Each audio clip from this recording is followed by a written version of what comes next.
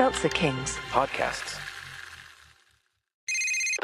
Hey, it's me, the Quenchies. I'm that late afternoon craving you just can't shake. Wait, what's that? Welch's Grape Aid? No! Made with real fruit and no added sugar, nothing answers the call of the Quenchies like Grape Aid. Got the Quenchies? Grab a Grape Aid in your juice aisle. The monks possess the ability to transform energy, bend reality. Blah, blah, blah. Good Lord, Giles writes as dull as he talks, doesn't he? They started work, but the council has suggested to us that they were interrupted, presumably by glory. They obviously did manage to accomplish the task. They had to be certain the Slayer would protect it with her life. So they sent the key to her in human form.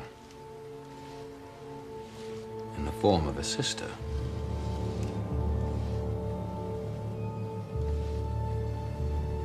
Huh. I guess that's you, Nibbler.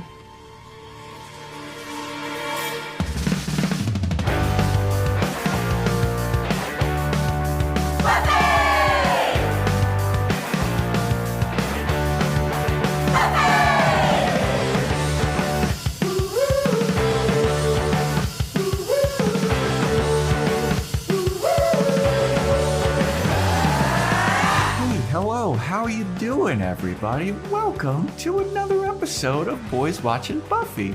We're just two boys watching every episode of Buffy the Vampire Slayer for the first time, giving our review reactions. We're your hosts. I am Joe Welke. I am Vance.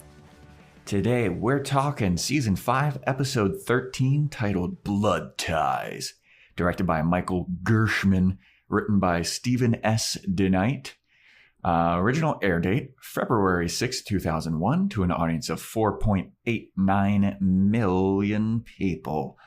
And before we get into the show, we gotta do some freaking shout out. This is a big one. Hell yeah, we got some good ones today. We got a Apple Podcast 5-star rating and review from Miss Allie Jane. Miss Allie Jane, thank you so much for your lovely, lovely rating and review. We really appreciate it. And we also have another shout out from our Discord user, Samuel. Samuel, thank you so much for your kind words. And I'm glad that you guys are really loving the podcast, man. Like, it really, warms my heart to see these reviews and these messages and everything. Now, if you want to get a shout out, what you got to do, Apple Podcast 5-star rating and review, or a Spotify rating. Screenshot that rating, send it to my DMs at Joe Welke. And how did Samuel get a shout out? Through Discord? Samuel gave us a 5-star rating on Spotify before he learned of the screenshot rule. So we skirted around the rules for Samuel. Samuel, we appreciate the 5-star rating, but everybody else, we're holding you to this standard, okay? I mean, not really. It's a very... Hey, it's the rules. Rule. It's the rules. We follow rules here. Rules are meant to be broken. When did we even start the shout-outs? I don't even know what episode, what season we were on when they did that. Yeah. I mean, it's always funny to see people joining the Discord that like just started the podcast and they're like, oh, fuck, I'm only in season 2. I think that's when we started Discord, right? Yeah. Season 2. Yeah. Yeah. But yeah, join our Discord. Do some rating and reviewing. Join our Patreon where we talk about Angel, with Boys Watching Angel, and we talk about movies. Our most recent Boys Watching Movies episode for Bring It On just came out a couple days ago, featuring the lovely Johnny Walsh, and it is a journey. Yes, it is. It is. I always think our movie podcasts are like some of our best. I don't know. Yeah. it was a journey for Vance and I and Johnny too, because we had some recording issues. Yeah, and we have the full range of people having not seen it, not remember seeing it, and loving it all their lives. Yeah. Even misquotes and all. So we got all of that going on.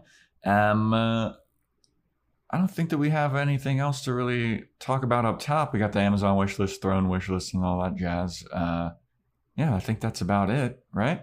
Yeah, I think we should dive into this whole blood ties thing. Yeah, dude. This is a mega episode. A lot of drama. This is an episode you've been waiting for, I feel like. I was waiting for it. And you know what's crazy is I've been waiting for this episode, and I think this is a great episode. I think it's very interesting with how they're doing shit. Mm-hmm. And it leads to more like speculation and questions like, whoa, how does this world work? But then I watched the episode of Angel right after this. Mm-hmm. And that episode of Angel might be my favorite episode of Angel ever. Really? Interesting. I fucking loved the episode of Angel for this week. So there was another Angel episode that you really liked this season. I didn't think it would have topped that. Dude, Angel is killing it right now. I mean, they're going down like really different paths, Buffy and Angel. Like somebody asked if we like at this point in the season or whatever, if we like Angel or Buffy better. Right now I'm skewing a little towards Angel, but Buffy's fucking killing it too. Like people that were saying like season 2 and 3 are their favorite seasons, like I'm thinking of season 5. This is a pretty good fucking season, dude. I don't know if I can. Season 2's so good though. It is. Angelus. I mean, it is. Yeah. But all right, well, let's get into this episode. So we start off with a recap about how Dawn is the key in the Monk's center to Buffy to protect, and then we had a Knights of Byzantium recap from last episode when they were attacking Buffy. We have a Spike being hot for Buffy recap, and we have a little recap of Glory not being a demon. She is a god. So the actual episode starts off with the Scooby Gang wanting to throw a 20th birthday party for Buffy, and I was like, oh no. I know. Like, I am traumatized for Buffy's birthday parties. I was like, it's a Buffy birthday episode. Fuck. Who's dying?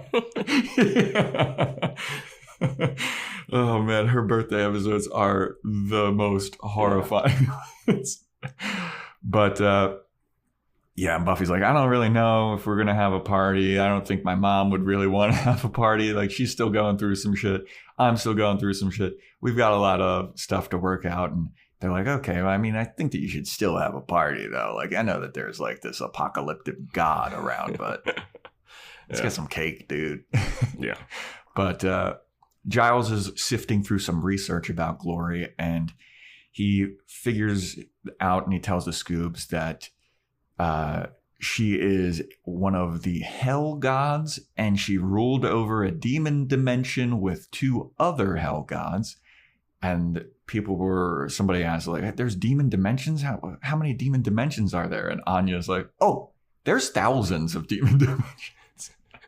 And I was like, multiverses, knew it. I know, dude. And that also opens up for like, oh, any of these demon dimension hell gods could just like pop up at any time. Luckily, there's one Slayer. Right? Good Lord, dude. But they also deduce that because Glory is currently in a human form, it's really limiting her powers and affecting her mental state. So she must extract energy from human brains, which explains why she's like doing the fingers in the brain, turning everybody kind of crazy in Sunnydale. It like explains all of that jazz. And it's like, God damn, dude, like if this is Glory limited power, oh man, that's bad news. But we have also seen this before, like with the mayor. Yeah. And Dynamite. Basically every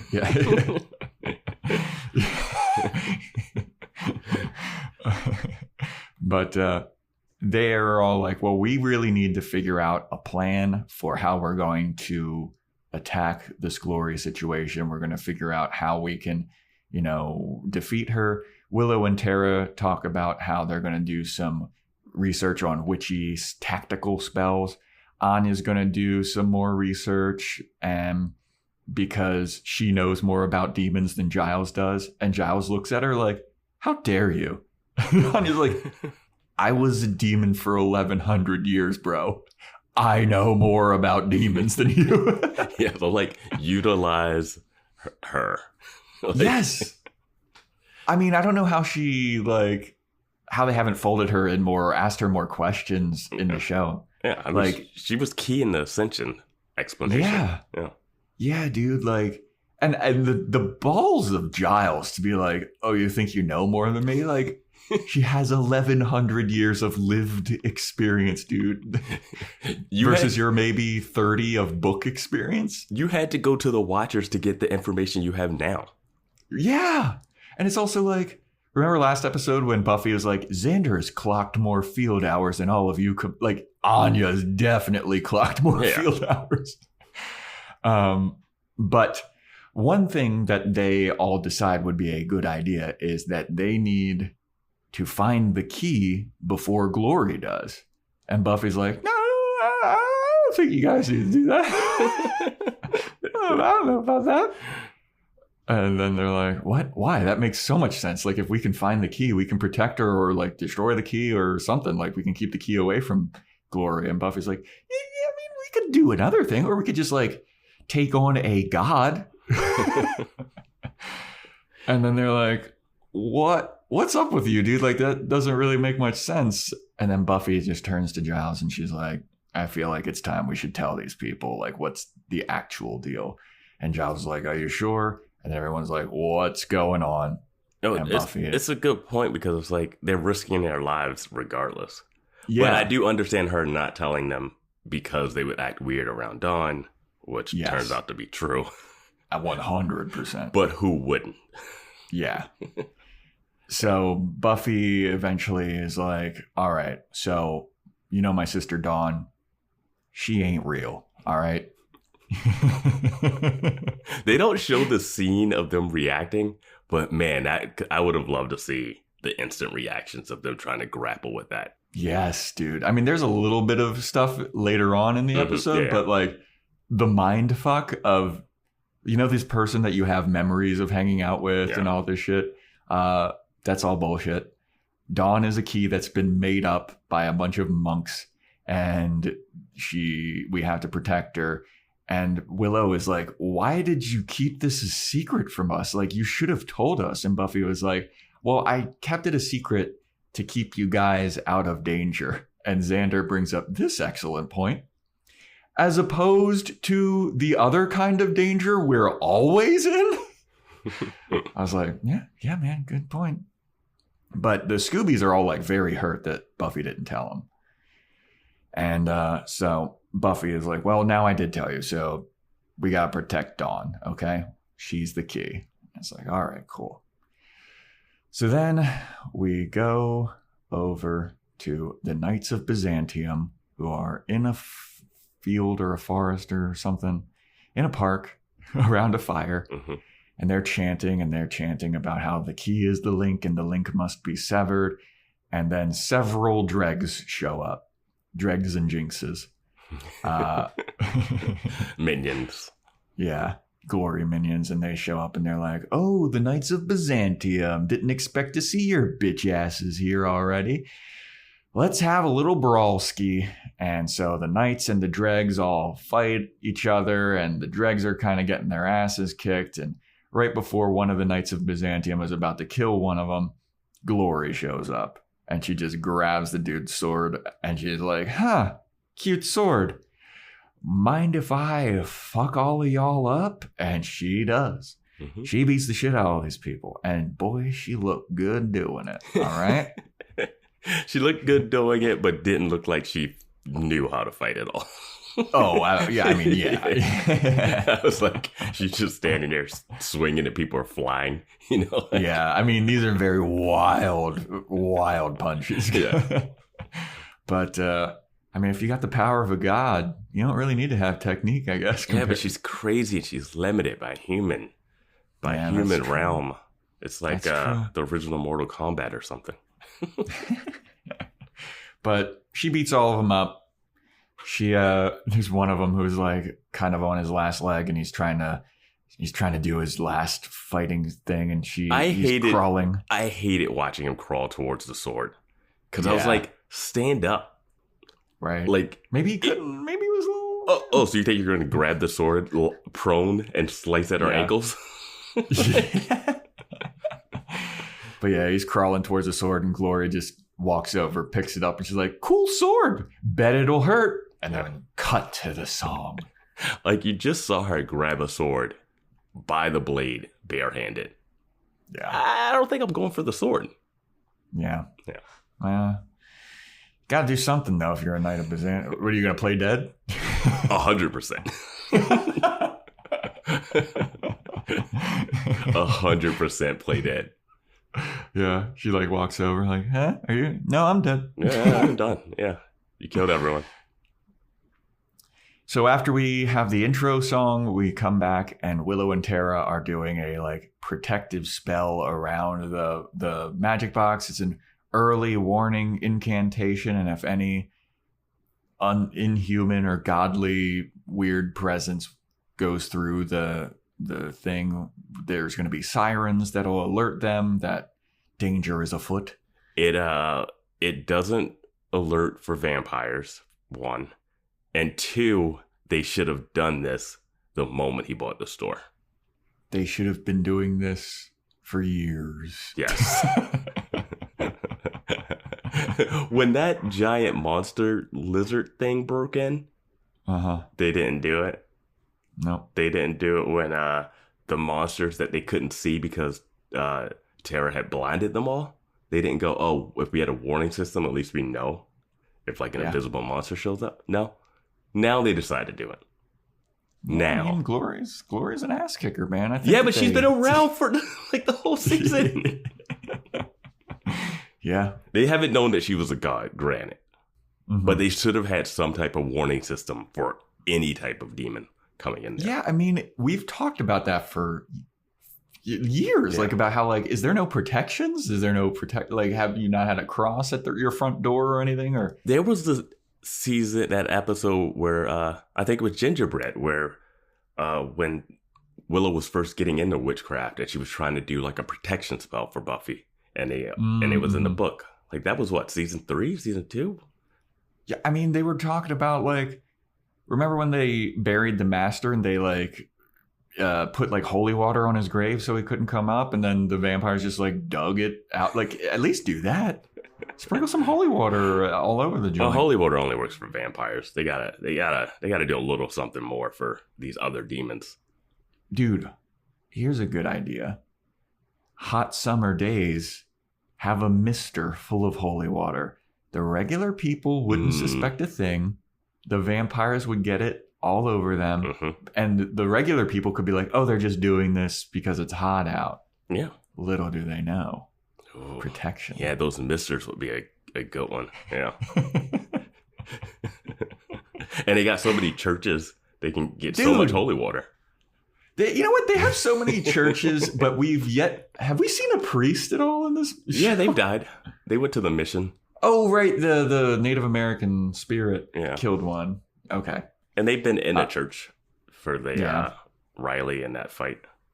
Yeah, that's true. All right. But as Willow and Tara are doing this early warning incantation, Dawn shows up and she's like, can I help? And they're like, I don't think Buffy would really want you dealing with the dark arts at the moment. And we already put one up around your house, so I don't think you really have anything to worry about. And Dawn's like, all right, you guys never include me in anything. Okay, I'm going to go into the shop. It's like, okay. So she goes in, and then Xander starts like tickling her. He's poking her to see if she's real, basically. Yeah. And she's like, what's up with you, dude? And he's like, oh, nothing. Just, regular old Xander shit. Then Anya is like, you make for a very pretty little girl. And I was like, this is exactly why you don't tell Anya. You can tell everybody but her. Dude. Anya has got to learn some tact, dude. Later is the worst. Like, there's an awful Xander scene and an awful Anya scene in this one. Yeah. So Anya's being all awkward, and Dawn's like, why are you guys all acting weird? And they're like, we're not acting weird. This is just normal, regular Xander and Anya shit. And Dawn's like, all right, cool.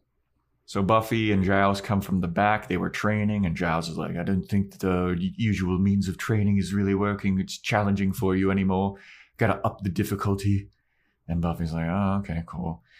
Buffy asked Dawn about how school was. Dawn is like, it was pretty boring. And then we have these like really specific cuts and shots of Giles putting his notebooks in a secret stash compartment. And I didn't even realize it was a secret compartment. I thought he just put it in a drawer. Because we've never seen it behind the counter. So yeah. But we have these really specific shots of that, and I was like, that's curious. Yeah. That's going to play in later. Hopefully. Because if it doesn't, then what the hell was the point of that? So then they're talking about how she's training and how she needs to get prepared for fighting Glory.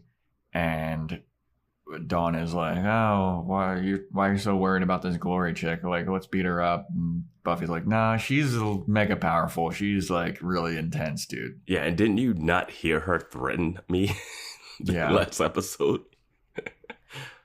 And then Dawn takes this moment to be like, I think you're only intimidated by Glory because she's prettier than you.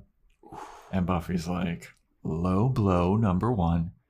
Number two, she is not prettier than me.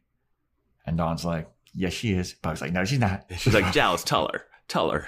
And Giles like, leave me out of this. I'm staying out of this. She doesn't drag Giles into this.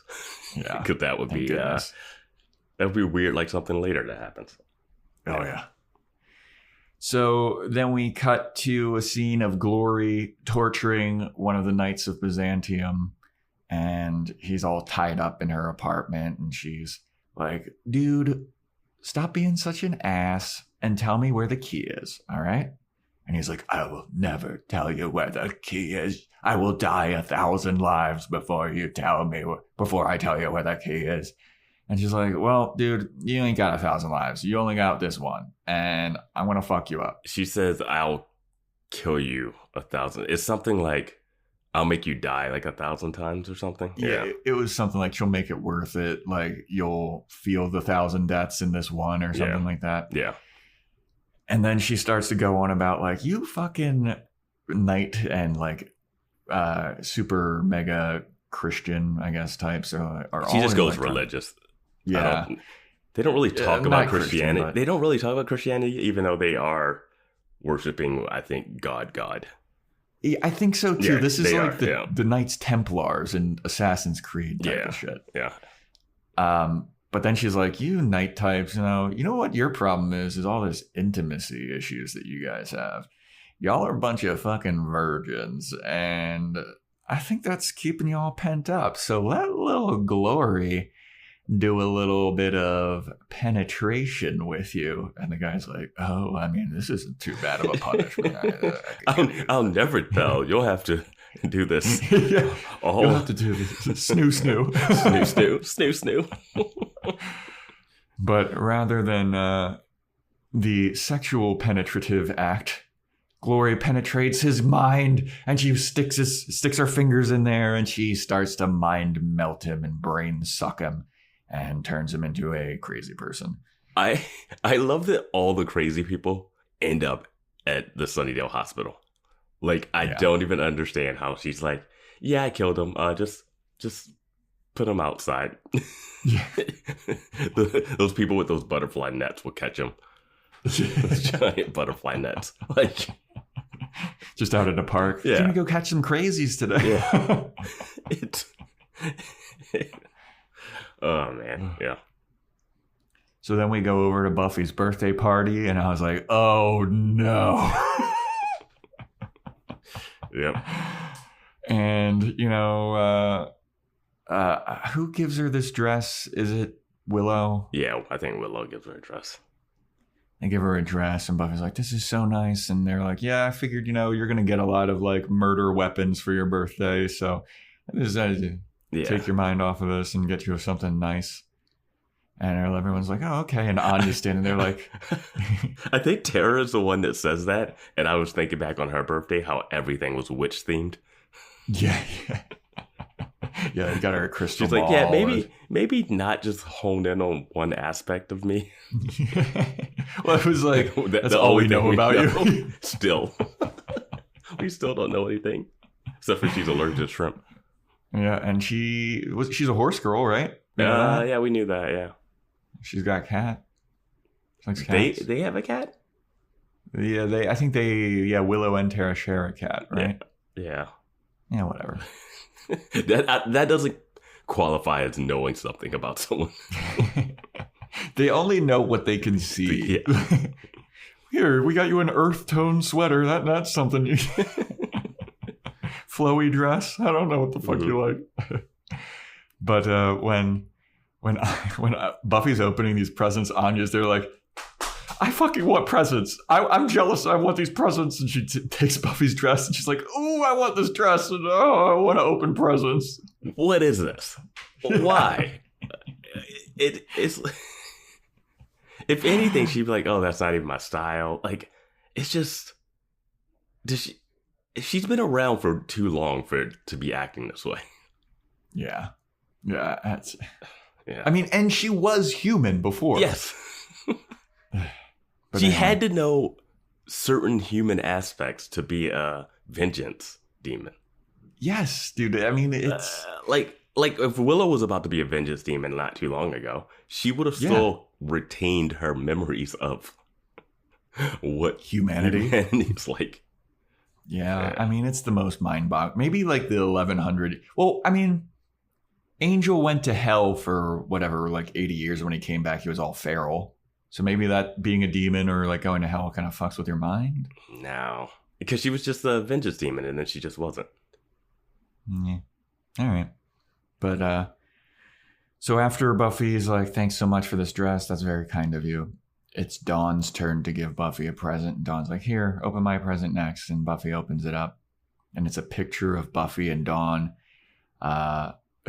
from their trip to San Diego with their dad. And Dawn is like, yeah, I remember going to San Diego. You remember that, right? And how special that trip was. And our memories are so good. And I decorated the frame with seashells. And our memories are so precious together. And it was such a nice memory for us. And like, basically the camera pans around to all of the Scoobies. And everyone's like, oh, fuck, this is trippy as hell. And this is sad because this memory is not real.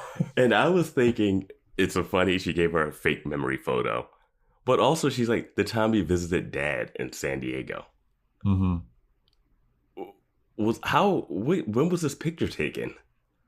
Yeah, I mean, because, I don't... Like, this is what I'm talking about with the timelines. The dad has not been in the picture for, 5 years, I guess? Or whatever, since she's been a junior, right? Well... Did she come to Sunny... She was a sophomore. Right? She came to Sunnydale as a sophomore. Yeah. So that's when the dad was out of the picture, when she came to Sunnydale. Yeah. So it's been like 5 years. Yeah, so in the timeline of how things were... This would have been them visiting at some point during this show. During this... But when she got a visit from her dad lived in L.A. Yeah. But none of this is real, so it doesn't really fucking matter. But the weird thing is the dad real? Is the question I'm asking. Oh. Because we've only seen him in an episode that was Nightmares. Right? Yeah. Yeah, because then he ditched her on the ice skating birthday situation. 3 birthdays ago or whatever. Yeah. Yeah, it's just...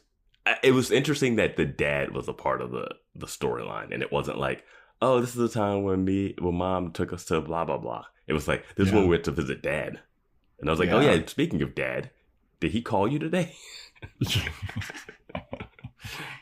don't know. That's a long distance phone call from Spain where he's banging his secretary. I'm just surprised they haven't worked any of the weird dad stuff into the storyline in 5 seasons. I think that might be almost more shocking than the Watchers just disappearing or us not knowing where Slayers come from so far. I mean, we've got more information about the Watchers at this point than the dad. Yeah. But, okay, do we know more about the dad or where Slayers come from? Ooh. That's the good one. I think maybe where Slayers come from by like an inch. Yeah. But Buffy looks at the picture and she gets all like, thanks, Dawn. This is so nice. And Dawn's like, dude, why are you getting all emotional? Something so weird. And everyone's like, oh, okay. Then we cut to a scene of Buffy and Giles talking into the kitchen is Joyce in there too? Joyce is there too. And they are talking not something they need to talk about. Yes. Now. Especially like knowing that Dawn is around. Yeah. And they're talking about how Dawn's fake, basically. And they're like, oh man, this is all crazy. And of course, Dawn is eavesdropping. And Buffy turns around. She's like, oh, Dawn, hey, what are you doing there? Oh, what are you? Buffy looks creepy in that shot where she leans over and she's like, Dawn, what are you doing? It's like, dude, if you look at this through Dawn's perspective, it's like, what's going on? Are they going to try and like sacrifice me?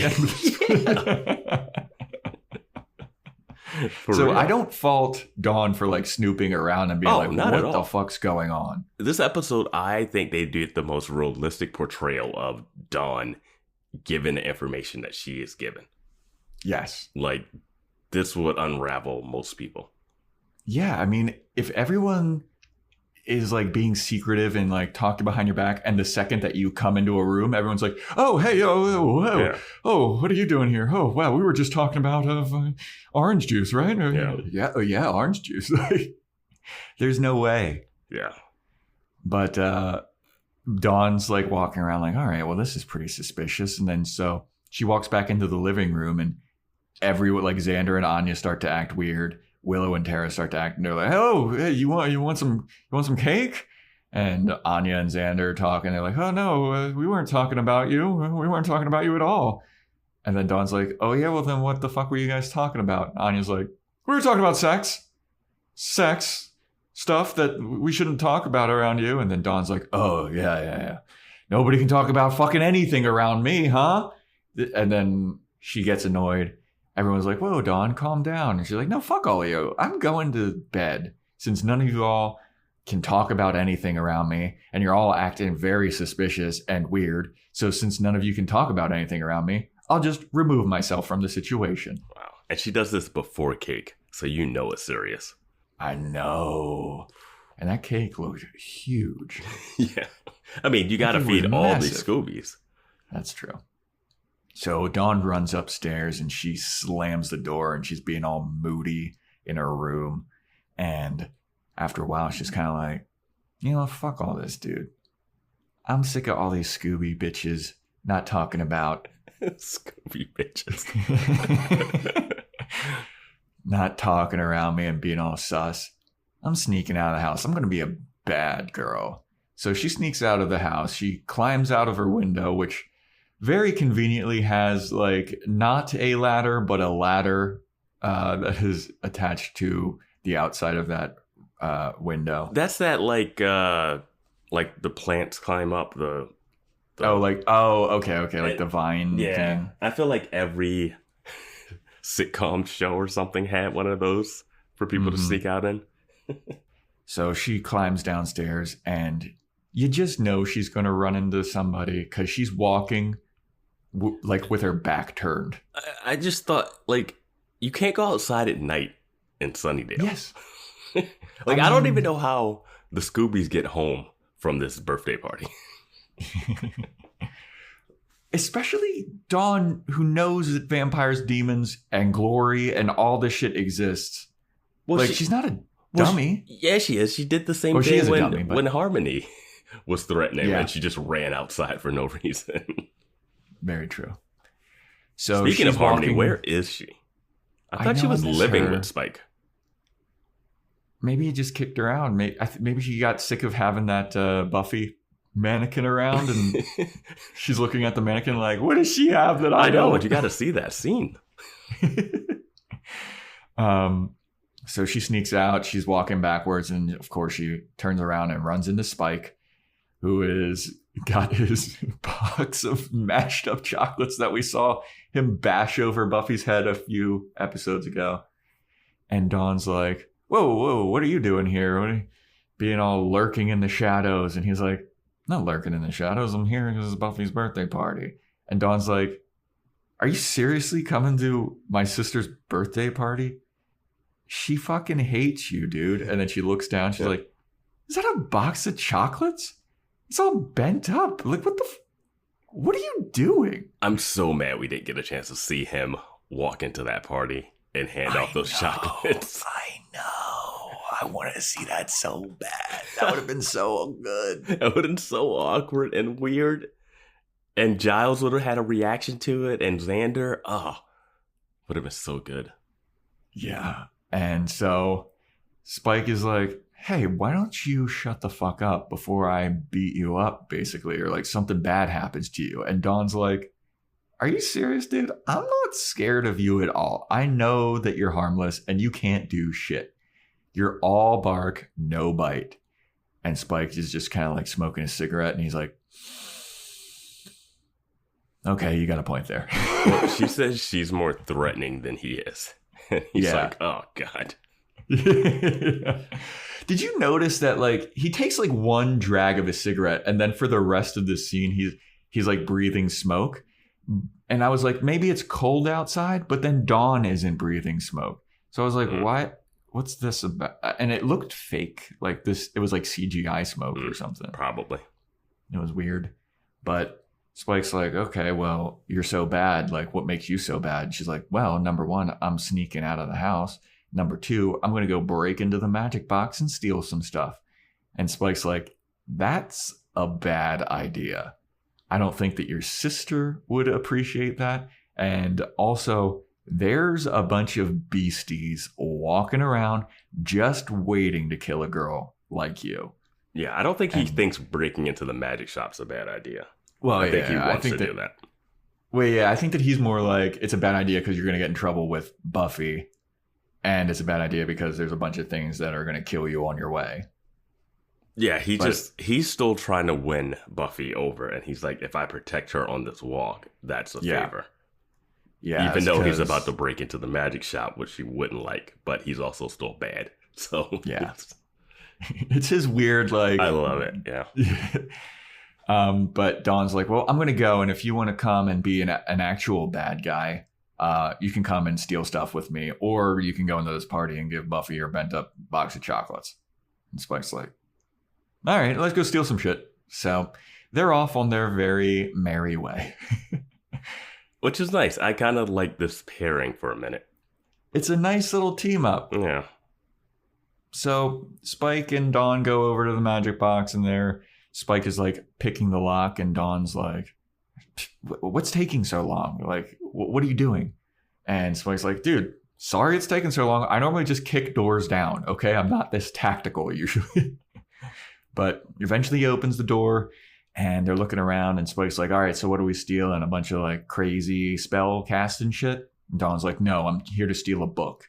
I think that it's Giles's notes. And Spike's like, that's fucking lame.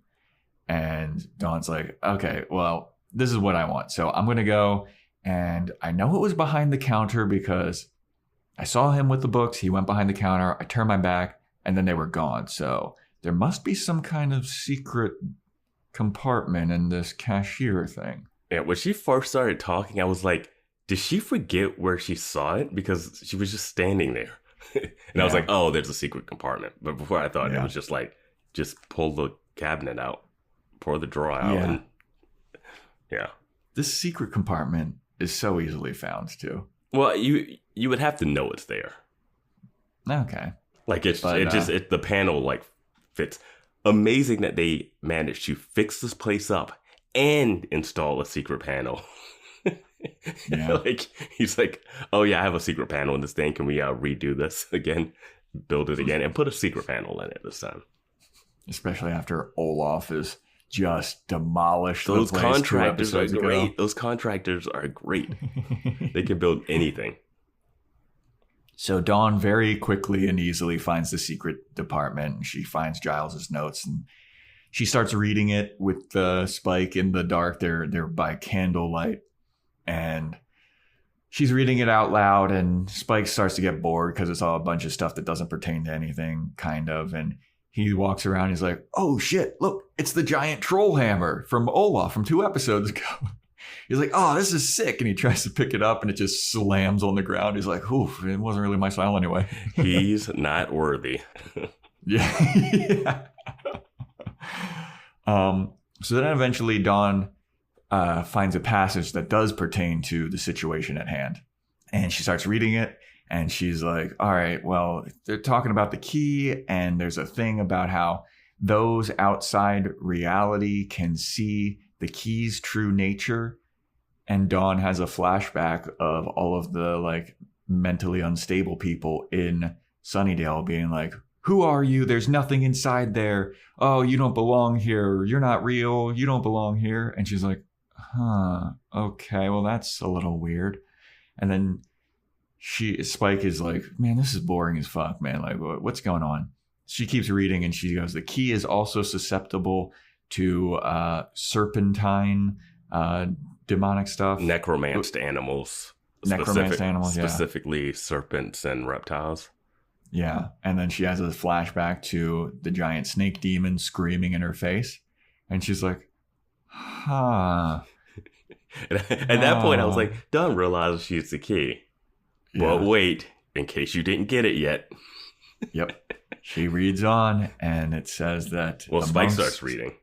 Well, yeah, yes. And he cannot read out loud, which is a nice, fun touch where he like trips over some words. But eventually get to a passage about how the monks sent the key to the Slayer in human form, in the form of a sister. And then Dawn is like, wait a minute. And then Spike looks over and goes, huh, I guess that means that's you. You're the key, huh? Get that nice little dolly zoom. Yeah. They were like lunatics, necromancer animals. And basically, if we just skip forward, we'll just say the sister is the key. Yeah. These are Giles's notes, just straight up. Yeah. I feel like he could be a little bit less cryptic than just be like, Buffy's sister's the key. This shit's so crazy. I mean, I don't know why he wouldn't write. Like, is he writing these notes for himself, or is he writing a Watcher book for later? I guess that these would be Watcher notes, but he's not a Watcher anymore. He is a Watcher. Oh, he has been reinstated. You're right. Yeah. But yeah, it finally dawns on Dawn that she is the key. And then we go back to Buffy's house, and she's talking to Willow and Tara, and they're kind of like amazed that Riley didn't even send her a card, didn't give her a phone call. They're like, it's so crazy. And Buffy's like, yeah, her dad didn't even try. That's what I would do. That's what I'm saying. We didn't hear anything about the dad.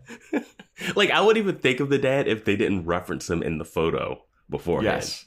I mean, maybe he did call, and it's just like not that big of a deal. It would be a huge deal. Yeah.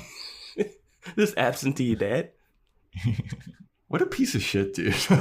I love this show. It's like, oh, I used to go to the like ice capades every birthday. And I was like, we ain't never seen you do that.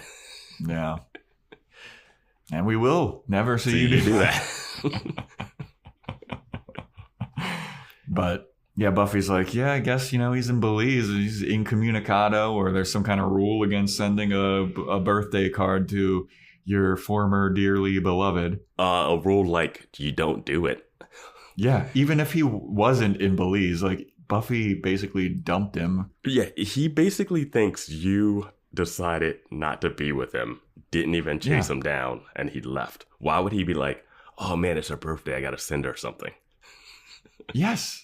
And this is the only time we get Willow talking to Buffy about it, really. Yeah. I mean, I'd be more likely. I feel like it's more likely for Angel to send her a card. Yeah. Like they still go on missions together sometimes, and they had like team ups. They had their falling out split up, kind of. But he came back and was like all goody two shoes again. Yeah. So whatever. He's dealing with his own stuff, man. He just got his own really problems. Is. He really I mean, he's turned to the dark side. Apparently, Sunnydale's not the only place that has evil stuff happening. Yeah. And you can learn more about that on Boys Watching Angel, patreon.com/Boys Watching Buffy. Yeah. So they're chatting. They're like, man, that's really kind of shitty that Riley didn't do that. And Tara's like, yeah, I can't believe he did. Oh my God. And Buffy's like, what? What's going on? Buffy turns around and Dawn is standing behind Buffy with a gigantic kitchen knife. And her wrists are like slit. And everyone's like, what the fuck? And Dawn's like, is this blood? Is this real blood? And they're like, what's going on, dude? Holy shit. And everyone like runs over to Dawn and Dawn's like, what am I? What am I? Talk to me now. Am I real? Am I anything? And then Buffy like goes and is like, oh my God, Dawn, we gotta fucking comfort. And then we cut to a scene of the Scoobs all leaving because they're like, ooh, this is fucking awkward. Yeah. The craziest thing is later that Dawn doesn't have any it looked like she cut like her forearm and it was bleeding down to the wrist, but they don't have any bandages on her arms later. Yeah, and it doesn't look like she has any scar or anything either. Like she was bleeding. At least have like a little wrap, just a little wrap around the arm or something. Yeah. But I love that it was just like Dawn questioning reality. Am I real? Am I anything? Yeah. And then the next scene is all of the Scoobies walking out the door like, ew. Well, Willow wants to stay, but Buffy's like, it's better for fake family to deal with this. Oh, no, it's Giles that's like, are you sure you don't want me to stay? Yeah. He's like, you sure you don't want me to stay just in case? Like, there's something. Buffy's like, this is kind of like a family matter. He's like, she needs a father figure in her life.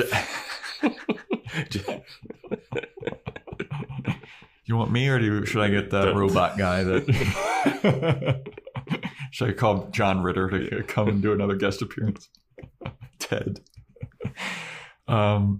So all the Scoobies leave and Dawn is there with Buffy and Joyce, and Dawn is just like, how come nobody told me?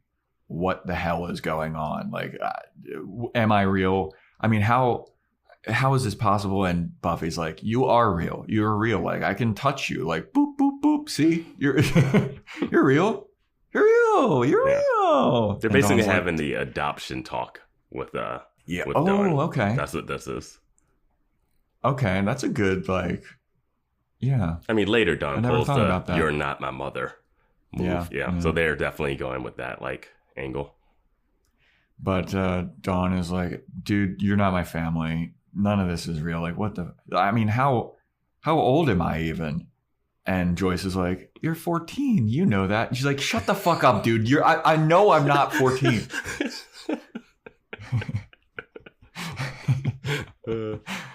And so Buffy's like, all right, the monks created you 6 months ago. And Dawn's like, I'm 6 months old, dude. Dude, everything about me is made up. And then she's like, yeah, even your guys is like, what's this love bullshit that you're feeding me? And Buffy and Joyce are like, no, we care about you and we worry about you. And like, we want to protect you. And Dawn's like, oh, shove it up your ass, dude. You only care about me because it's your job to care about me, to prevent the world from ending. Everything is fake. And they're like, no, it's not fake. Like, it's not fake. And then Dawn's like, how do you know? Maybe this conversation that we're having right now is fake. Like, how do we know that anything is real? And I was like, good. Dude, this is great. Yeah, no, this is realistic. Like, Jonathan happened. Jonathan made the world think he was the greatest person ever. And everybody's mind was changed. Yes, dude. So he was able to do that from a spell he learned at recovery. Yeah. Like, it was a spell that did this. These were some monks. And it's insane. That, you could never know what's real. Ever. Not just Dawn, but, the Scoobies don't know what's real anymore. Well, that's what I'm saying is, I don't know how Buffy could be so calm, or like the Scoobs. I don't know how anybody can be so calm about this whole situation, because it's like reality has been broken. Yes. Nothing is real, but everything is real. So it's like, I don't know what to take seriously, or like, it's so crazy. Yeah. But I loved when Dawn pulled the like, how do you know that what we're talking about right now is even happening? Like, this could be another fake memory from your fake sister. And everyone's like, okay, Dawn. I mean, you kind of got us in a corner here. Yeah, I mean, Buffy's got to be like, okay, the Jonathan thing happened once, and then there was Vamp Willow, so that was a different world. Like, Buffy could be like, I actually don't know. Yeah, dude. Everybody's mental state in this city has to be so fucked beyond belief. Joy's like, my shadow, it's back. But eventually Dawn is like, you know what? Fuck all you guys, get out. And they're like, no, Dawn. She's like, get out. Yeah. She is a good screamer, dude. You know what? It actually makes sense now that Joyce would have realized that Dawn wasn't her daughter when she was having the mental stuff. Because of what we just learned.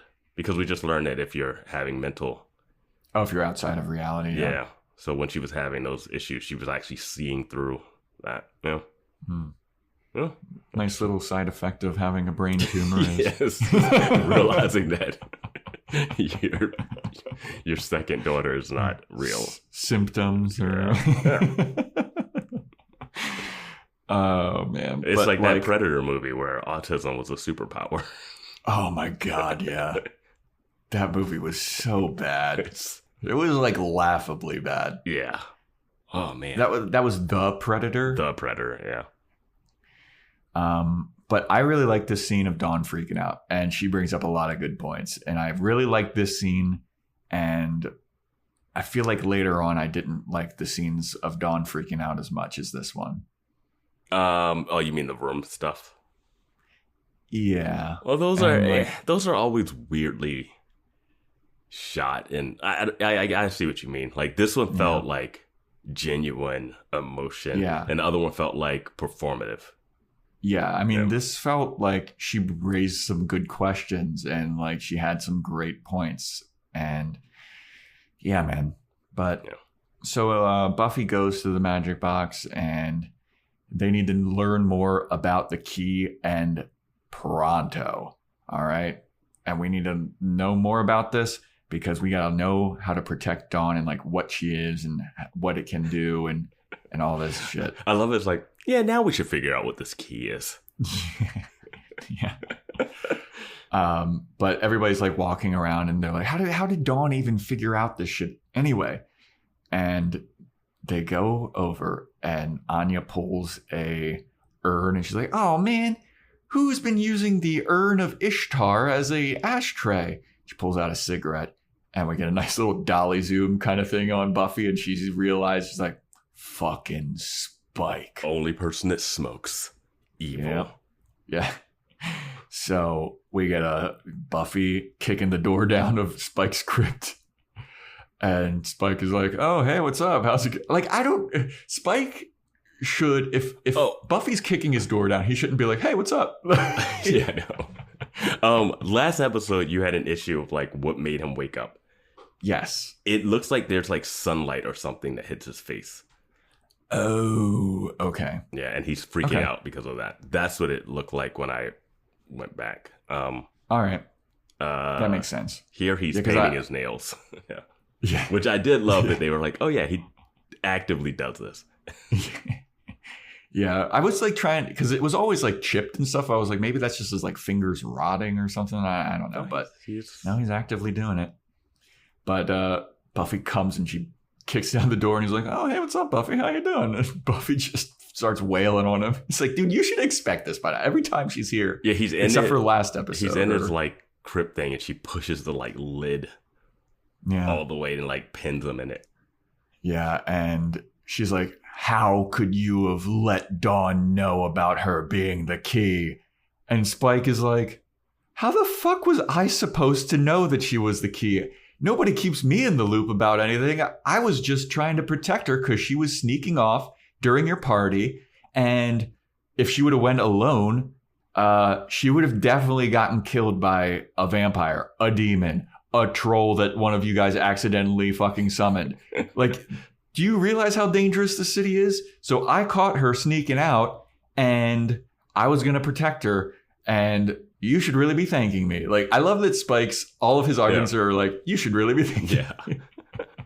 And he's like, I was just stalking outside of your house and found your sister. And Buffy's like, oh, okay. Well, I guess that is kind of nice of you. And Spike's like, yeah, and fucking don't blame me for her finding out about this shit. Did you really expect her to never find out? Like, she would have found out sooner or later. And you know what? You should have been the one to tell her. You should have told her sooner. It's not my fucking fault. And Buffy is kind of like, fuck you, I don't like you. And she just leaves. Like, I did love that Spike throws it back instead of like cowering in it. Like, he flips that lid over and you're like, Jesus Christ, he's super strong too. Like, like, vampires are so strong, I don't understand how Xander kills them. Or Willow. And yeah, he had his points, and she was still mad. Like, we wanted to tell her, and again with the adoption type thing, like, I didn't want her to find out this way. I wanted to sit her down in a real place. Like, what were they going to tell her? When do you ever tell someone you're not real? Right?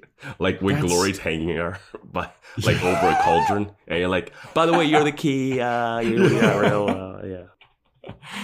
But dude, yeah, when Bike flipped that lid, that was scary. Like, it was a nice reminder of like, this guy can lose it. And he is powerful. Yeah. Like, because he's pinned, but you're like, oh, he could get out of this if he wants. He's killed slaves before. Again, it's the confusing bit of, I don't know how strong things are, because remember in the Olaf episode, Buffy can pick up the troll hammer and she's like, oh, I got this cool new souvenir. But Spike had a real hard time, so. Because he's not worthy. Yeah. All right, fair enough. But I wrote in my notes here about how I kind of agree with Spike here. Wait, in the troll episode, a hammer that Spike can't lift up is the same hammer that Xander took to the back and shoulder and chest and is still alive. And all he got was like a broken arm from it. And that wasn't even from the hammer. It wasn't from the hammer. He took those he took those hammer hits full on, dude. That's true. Holy shit.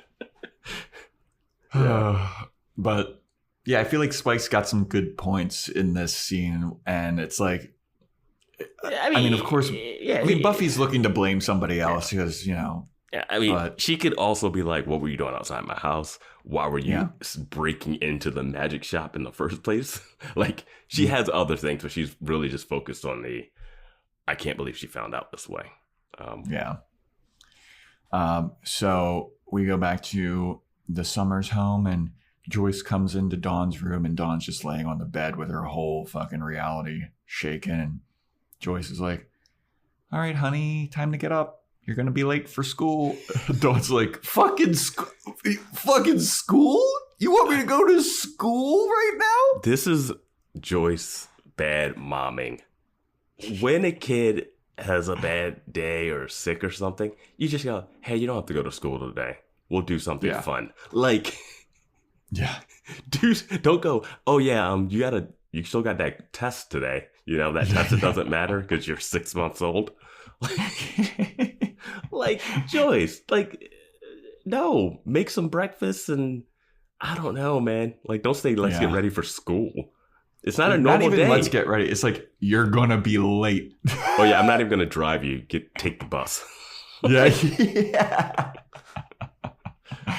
But Dawn is like, I'm not going to school, dude. Big blobs of energy don't need to go to school.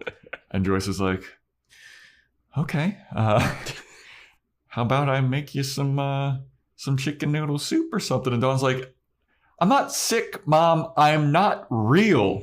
You're not my mother. Yeah. This is all fake. And Joyce is like really sad about this. She's like, I'm your mom. I still care about you. And then Dawn's like, yeah, you know what? I'd rather go to school. I'm leaving. Goodbye. She takes her backpack and she storms out. Yeah. And at this point, it's like, Joyce, you really think she's going to school?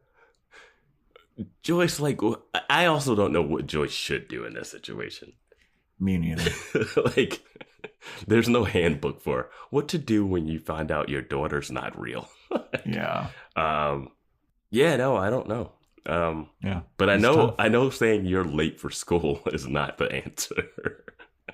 Yeah, you can't act like everything is normal Yeah. the day after that your daughter found out that she isn't real and she's a just an instrument of potential destruction. Like, we do have to say this about Joyce. She is divorced Mm-hmm. with a guy that's an absentee dad. Mm-hmm. Her daughter is the Slayer, who Mm-hmm. is constantly at death's door. And her other daughter is fake. She's doing her best. Yeah. And She also just had a brain tumor. she had a brain tumor. She was She's been bitten by a vampire. She's been bitten by a before. vampire. She's had band candy. Yep. She almost killed her daughter. She almost banged her daughter's friend. She almost banged Dracula. Yeah. She's been hanging out with a vampire Spike multiple times Yep. that she didn't know that was a vampire for a minute. She was in a relationship with a robot that tried to kill her. A serial killing robot. She's doing her best. Yeah.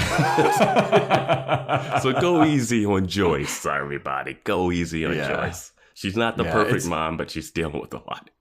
It's funny to like put all of this in the context of like everything that these people have gone through of like, how could they act like, oh, wait a minute. There's someone on Discord that's like far behind on the podcast and wondering when we start calling Joyce not Buffy's mom. So this is for you, all right, when you get to this episode. Yeah. Shout out to you. Yeah. Whoever you are, I forget.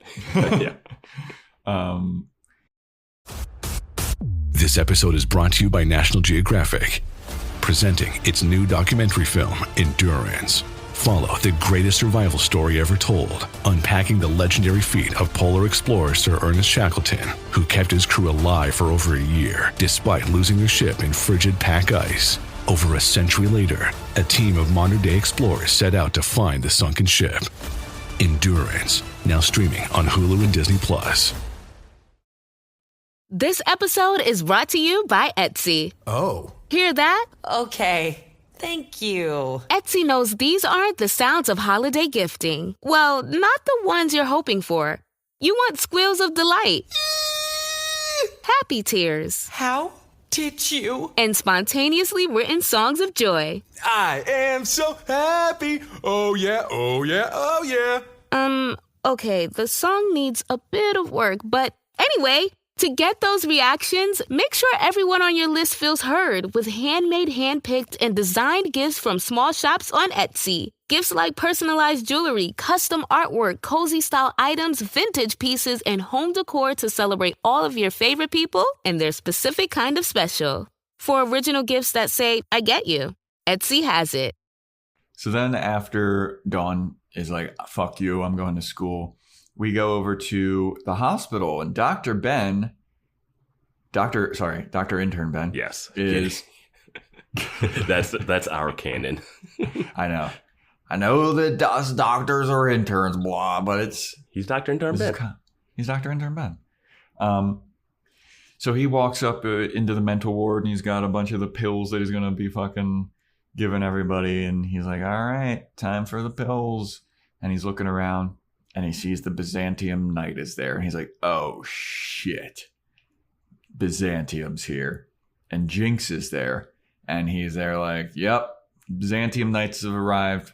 There's already been quite a horde of them. We got into a fight with them last night. Luckily, the most wonderfully scented Glorious was there to protect us and beat them all up. But, you know, there's going to be more knights incoming. You know these guys. They are relentless and they have thousands and thousands and thousands of followers. And I think it is time for you to join forces with Glory because you know why. And Ben is like, I am not going to join forces with Glory, and there's nothing she can do about it. She can't lay a finger on me, and you all know it. And then Jinx is like, please, just join Glory. It'll be so cool. She might like do her like sexual innuendo, but actually like pay it off on me. And Ben is like, you better get the fuck out of here, dude, before I finish the job that I started on your face last time. And I was like, hell yeah, Dr. Intern Ben. Yeah. So then Dawn is in her room and she's reading her old diaries. And this was a mind fuck for me too. I was like, wow, dude, that's got to be crazy. Yeah, that is crazy that those monks did a great job creating a person with a backstory. Dude, like right? This is like fantasy novel. You created the map, you created the world, you planted memories. There's like written text that she somehow created. It's wild, dude. Like she's going back and she's reading her diary like, this is all crazy. Like this is all fake. Did they create a best friend for her that she had since she was in kindergarten or something? Like, how deep does this go? It is funny that we never see Dawn with like any friends or anyone to her. There was that one. I don't think they're allowed to have like, anyone under the age of 14 else on the set. Due to circumstances. There was that one episode where she was like going to her friend's house and Buffy was like, no, you can't. Yeah. But because that friend doesn't exist, or she might exist, or yeah. And Dawn's just like looking at these diaries like, holy fuck, dude, like this is crazy. And then we got Joyce talking to Buffy about Dawn, and she's like, dude, I am concerned about Dawn. She went to school today. Like, what? Why? She went to school today and she got suspended because she was yelling at the teacher. And Buffy's like, she said words I've never heard her say. I was like, yeah, she's fake. She's testing out the reality of this thing. Yeah. Like, dude, if you were fake, I'd be doing some crazy. She'd be like, what? Well, it would get to the point where you would be like, okay, I'm not real. I'm not a human. I'm a key. What is a key? And do I have superpowers? Oh, yeah. Like, that would be like, you would wonder, like, no, what can you do? Yeah, and also, like, fuck those monks for not giving her superpowers. Well, I don't think that was, I still don't know what the key is besides a green floating thing. Yeah. But I don't think you can give, well, that doesn't make sense to say you can't give superpowers to something that you gave physical form to. So I don't know. Created life with memories, and memories for everyone that potentially could know her. Yeah, quote unquote. Are those like those procedurally generated video games where it's like, oh, it just like makes up something as it goes on? Like the world is just like zeros and ones, and so like if you land, like there's that one game where you land on planets, and the planets you land on are just like, all right, here's the algorithm, and it just makes a planet for you. So every game looks different. You know, that sounds crazy. Oh, procedural generated stuff is but it's like, is that how her thing works? Because like, how would they know every person that needed to know a backstory memory? Yeah. Like, did they even bother to put the dad? Did they even bother to give him any memories of her? They were like, he's never coming to town. Oh, man. But as Buffy and Joyce are talking about how Dawn is like acting up, Dawn comes down to the stairs and she overhears them, and Buffy's saying like, well, of course she's fucking acting crazy. She's not real. We aren't her family. And then Dawn hears that and she's like, runs back into her room, slams the door again. It's one of the most egregious, like, overheard the wrong thing. Yeah. Because they do this and they come back to her, and then Joyce is like, well, it's later, but Joyce is like, how could you say that about her, Buffy? She's like, no, I'm saying that's what she's thinking. And I was like, yeah, that not how you say, that is not how you would say that. We at least need to hear she's probably thinking, then Dawn hears it. Not Buffy says it the exact same way. Buffy has to be like, she's probably thinking, and then cut to Dawn, she's not real, and we're not our family. Yeah. But that's not, and then she leaves, and then Buffy says, but that's not true. And then she just missed the bookends. Instead, they do it like where she says it. Joyce gets mad at her, and then she goes, no, I'm saying that's what she's thinking. It's like, who talks like that? Yeah. But while Buffy and Joyce are discussing that, Dawn is in her room, and she's just smashing up her room and tearing up her diaries. Do they not hear this? Because I know Buffy's whole thing is like, hey, Mom, we need to give her space, because I know I would want space if this happened to me, because it has happened to me like 50 times. But they don't hear her smashing shit up there. And she's on suicide watch. Yeah. Like, they also heard Joyce rambling from the downstairs when she was like in the shadow episodes. Like, you can't hear her just breaking shit. Yeah.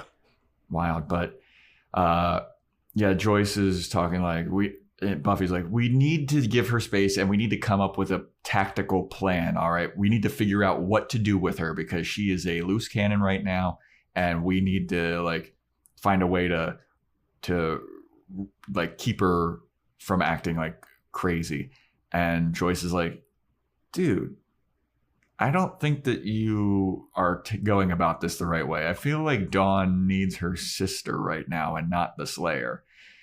And as soon as they're talking about this, they get a siren warning because of Willow's spell. Well, they don't get it because of Willow's spell, but they also, I love that she says, well, I need to be the Slayer because Glory is a mean bitch that will come and kill something. Like, she's like as candid as she's ever been to her mom about like what she has to deal with. And I was like, kind of on Buffy's side here, because I don't think just being a sister is going to help. I mean, she needs a little bit of that, but she also doesn't think her sister's real. So might as well be the Slayer. I don't know. Yeah. I feel like they do get the warning because of Willow's. No, like, she says, a warning goes, and then Buffy says, oh, that's Willow's warning. And then Joyce is like, no, that's not it. It's the fire alarm. Oh, okay. Yeah, it did sound just like a regular alarm, like it's a fire ADT. Alarm. Yeah. Okay, yeah, because Buffy was like, it's Glory. And yeah. Okay, I guess Joyce is like, no, that's not it. Yeah. But they run up to Dawn's room because Joyce is like, it's got to be Dawn. They go up, and Dawn has burned her diaries in some kind of like can, and she has ran away from home. The scene is so weird because Buffy goes in there. She's like, I can't believe she's doing it. And then Joyce is just staring straight, and she's like, Buffy, she's gone. And it's like the window's open. And I'm like, Buffy, it's the first thing you would see when you walked into the room. Yeah. It's like trash can on fire, window wide open. Yeah. And Buffy's like, no, she could have set the whole house on fire. And she's all mad. Like, I'm like, Buffy, you set a whole block on fire because Riley was getting suck jobs. Like, yeah. So she is Summers. Yeah. That is in their nature. Yeah. Burn. I'm mad. Burn it. So then Buffy goes over to the magic box to tell the Scoobies what's going on with Dawn. You know, she'd burned her diaries that are all fake, and she ran away from home, and we have to find her before somebody else does. I love what Willow's like, she's been keeping those diaries since she was, oh shit. Yeah. Like, nothing's real anymore. Yeah, Xander is like, oh, you mean the Dawnster diaries or the Dawnster Chronicles? Yeah. It's like, dude, stop. Stop it. Like, this is all fake. But it's still in your head. You could, like, that's the thing. They can't, like, take the memories out. Yeah, I feel like they should have had one of those moments. Remember when Buffy first found out and she was like, oh no, she's always like she's always been. Well, they had that moment. That was Willow realizing, like, she's been keeping those since. She hasn't been around to keep these diaries. But they need to protect her before somebody else does, not just Glory, some vampire demon, anything. So we're going to split up and check the city. Is Spike just there? Yep. He's just there. Did she get him? Did she call him? How did he get? Why is he at the magic box right now? I don't know. But Willow and Tara are going to check one part of the city. Xander and Giles are going to check another. And Buffy and Spike are going to check another. And Anya's just going to watch the store in case she comes back. Mm-hmm. And if you do find her, there's no way to communicate to anyone that you did. Well, I was more concerned about like Buffy and Spike going together, the two most powerful. Yeah, just why don't you split them up? Yeah. Why don't you split them up? You know? Well, I mean, the two most powerful are Willow and Tara. Oh, yeah, very true. Yeah. The power rankings are going to be tough this season. It's tough, yeah. Yeah. So then we go to where Dawn is, and Dawn is at a playground, and she looks over at a swing set, and she sees one of her, a flashback of one of her fake memories, and she's like, God damn, that wasn't real. That wouldn't have been real because that swing set was never there. That swing set would not have been there after all the chaos that has been caused in this city. Is that the same swing set that Giles and Spike were swinging on in the No, Restless? Those were huge. Those were like 10 feet off the ground. But yeah, Dawn sees a flashback of Buffy pushing Dawn. Be like, and is it Dawn is like, how hard do you think you gotta push me to make me go all the way around and all that shit, which is so sad that all of these memories are fake. That's gotta be so crazy, dude. Yeah. We really thought the Jonathan thing was just the biggest mindfuck, and then this happens. Yeah. So then we get perhaps what is one of the worst Xander scenes in the entire show. Yep. And like I said, we call the Xander scenes out as they come. When we think he's fine, I think he's fine. And he has had some bad moments. And he's been mostly fine so far for me. Especially with Anya and stuff. Like, pretty good considering. Because Anya's all over the place a lot of the time. But this is one of those ones where you're reminded that people say that he was supposed to be Joss Whedon's, in self-insert. Yeah. And I was like, yeah. And it sucks because like I feel like we've seen a more mature Xander where it's like he's trying his best and like trying to give mature advice and he's sticking up for what he believes in and shit. And then this scene happens. Yeah. And this scene starts with another one of the dumbest things ever. Giles and Xander are in an alleyway looking for Dawn. Giles looks in a dumpster. He's like looking in dumpsters behind crates like he lost his key somewhere. I was like, what are you doing? It's like it's like if she didn't even fit under there, dude. He's like, oh my God. I was like, what are you looking at? Like, is she behind here? Is she underneath this traffic cone? Oh no! Like what? Here's a thimble. Maybe she's under here. When he opened the dumpster, I was like, come on, man. She's not just in a dumpster. Yeah, that was so stupid.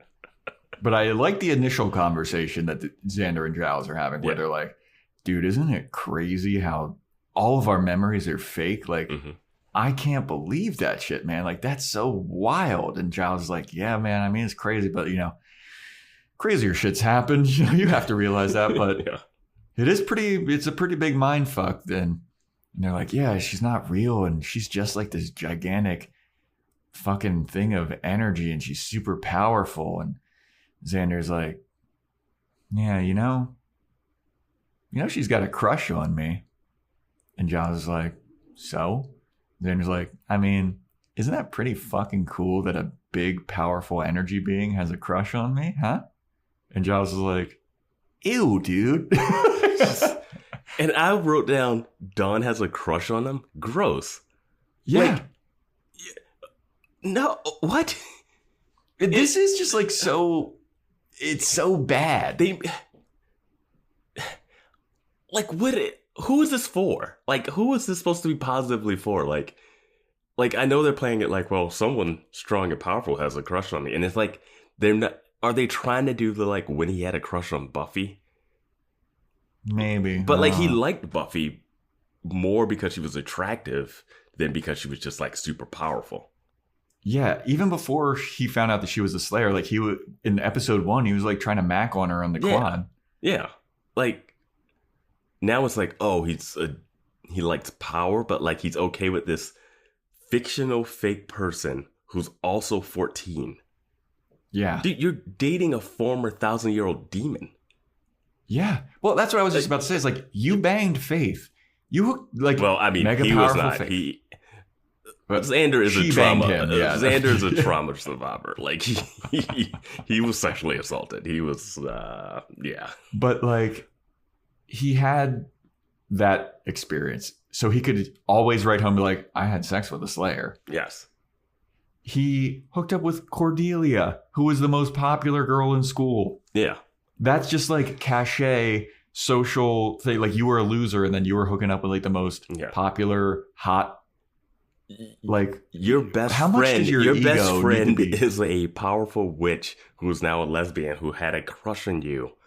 Yeah, and you were like making out with her. Yeah, you cheated on the most popular girl in school with a girl who is now a mega powerful witch. Yes, and you even had the Inca mummy girl. Yeah, I was about to bring that up. The Inca mummy girl. Like you had a girl that was like super powerful. Yes. All about you. If she didn't have to like kill to stay alive, you guys would be together. Now you have Anya. Yes. How much does your ego need to be stroked, dude? And you don't even know what the key is. Yeah, dude, it could be nothing. It's the weirdest scene. It was just like unnecessary. Like there's so many different ways to have the scene be like funny and to have that like weird Giles and Xander thing. But for him to be like, she's got a crush on me. Like, are you going to do something with that? Yeah. Like, oh. Yeah. We didn't know. It's just gross, dude. All right. And also, like, all of the grossness and shit aside, how could you, like, you knew that she had a crush on you, like, even if she wasn't a key, like, she's always, like, around you, and, like, it's a known thing. But like, now she's powerful, it's, like, cool. Yeah, dude. But get the fuck out of here, Xander. Hey, Xander Slanderer, take your win. Yep. Take your win. I'll give it to you on that one. That is a rough one. I cannot defend any of this. Yeah, me neither. I'm on your side on that one. Yeah. And it's disappointing, man. Unnecessary. Just an unnecessary line that hopefully goes nowhere. Hopefully goes nowhere. I don't want to see him sitting at the table with her and they're like making eyes. Like, yeah, I don't want to see him tickling her anymore. I didn't like her looking at him with the ice cream on her mouth. That episode. This is, oh man. And bro, she's not even 14. She's 6 months. He was like, how can I make her younger? Yeah, what if you had like a 6-month-old and the body of a 14-year-old? Yeah, like, like what? Yeah, I feel like this is this. The Xander debate channel on Discord is going to be just like, yep, that was bad. Yep, that was bad. There's no argument against that, dude. That's bad. He needs like 4 more episodes to work his way back into like the good graces now. And I don't even blame. It's weird. This feels more like a random Whedonism than a Xanderism.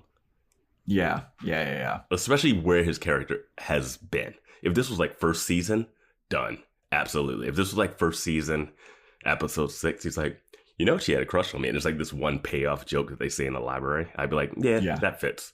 But this. Especially after his like, I love you, Anya. Like, I want to build a future with you. Yeah. And like, that was a meaningful, like, oh, this is maturity. This is cool. He's like only got, well, quote unquote, only got eyes for Anya. But. And then he says it to Giles. Like. Yeah, like Giles is going to be impressed. Like. This was like something Giles hates you. This was like something he says like offhandedly to Willow as they're like walking off screen, you know, or something like it. But it was like the whole thing. It was like he was reveling in it. I don't know. It was just. Ugh. I did like that Giles was like, "Don't fucking do that, dude." Yeah, man.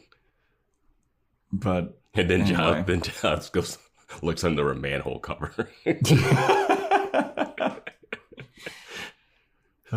But so then we go over to Buffy and Spike walking through the playground, and Buffy's like yelling like, "Dawn!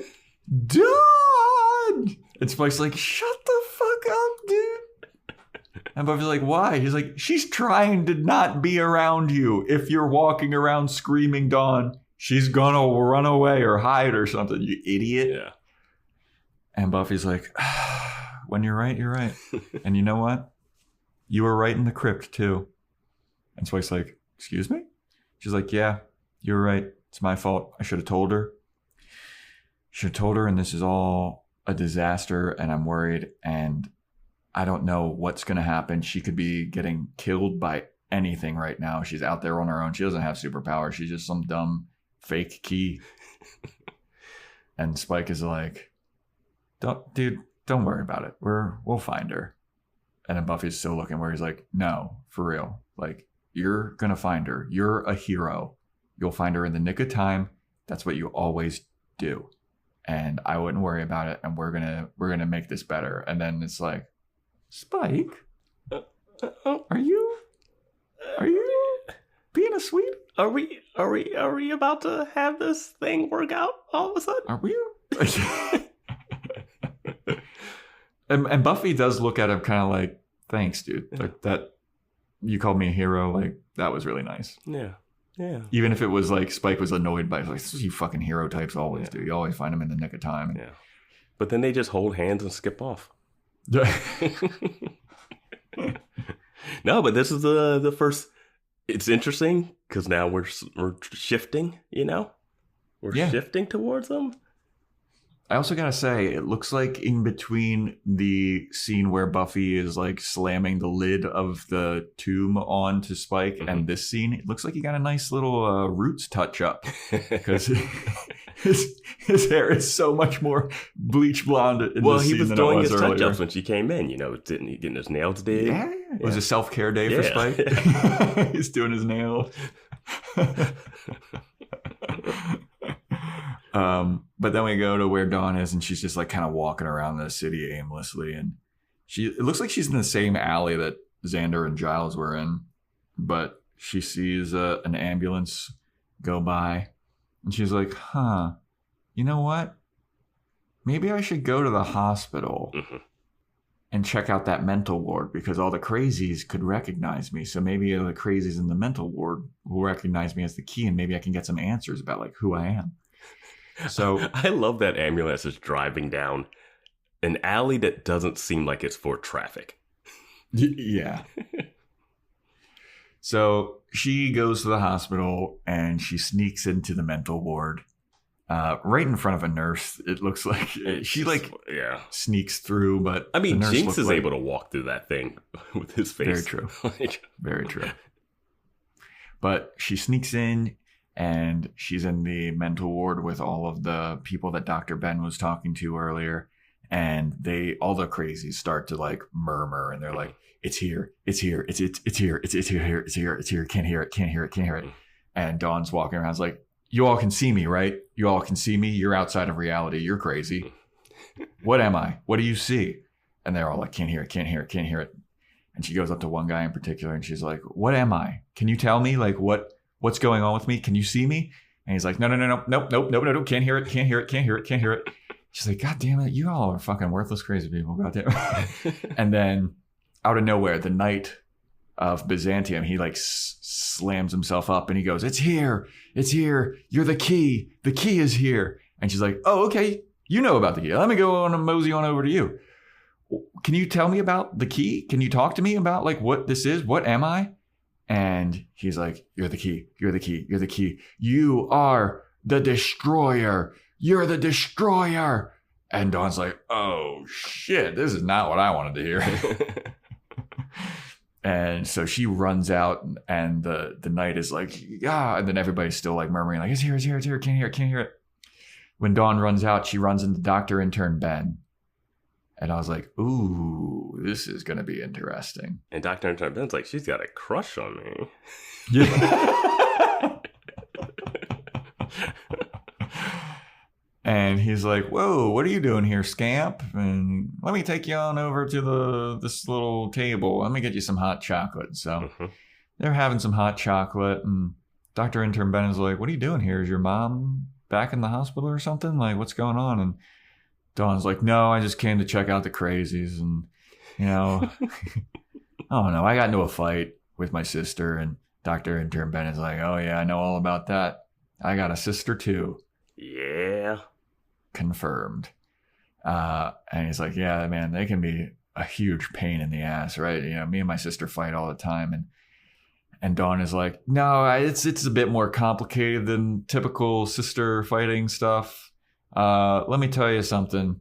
None of this is real. Like, this shit doesn't exist and nothing's real. And he's like, no, I mean, I'm sure you feel that way, but like, you know, shit's real. And Dawn's like, no, dude. Like, you don't get it. I don't exist. None of this is real. People's memories are all fake.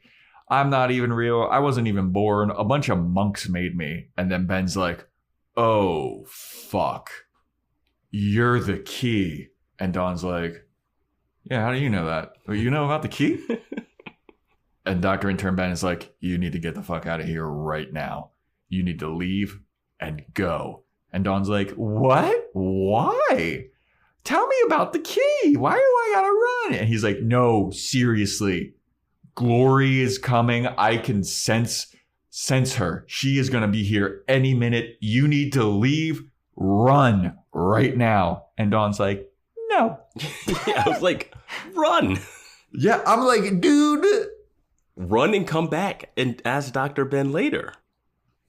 This is when I was like, fuck, Dawn. Yeah.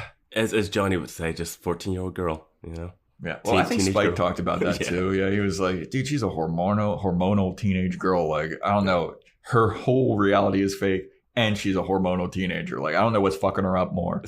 So in my notes, he says, oh, I wish I had marshmallows. And she talks about how she doesn't like marshmallows. And I wrote, well, then she's definitely not real if she doesn't like marshmallows. But I don't know if only Spike likes the marshmallows, because he has that whole scene with Joyce.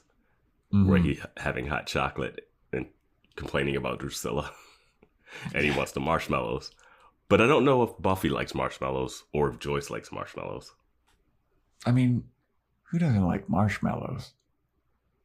I'm indifferent to marshmallows. Dope. The marshmallows that go in the hot chocolate, in the instant hot chocolate, is a lot different than a regular marshmallow. That's true. That is like, very true. Yeah, those are like kind of chalky that turn into mush.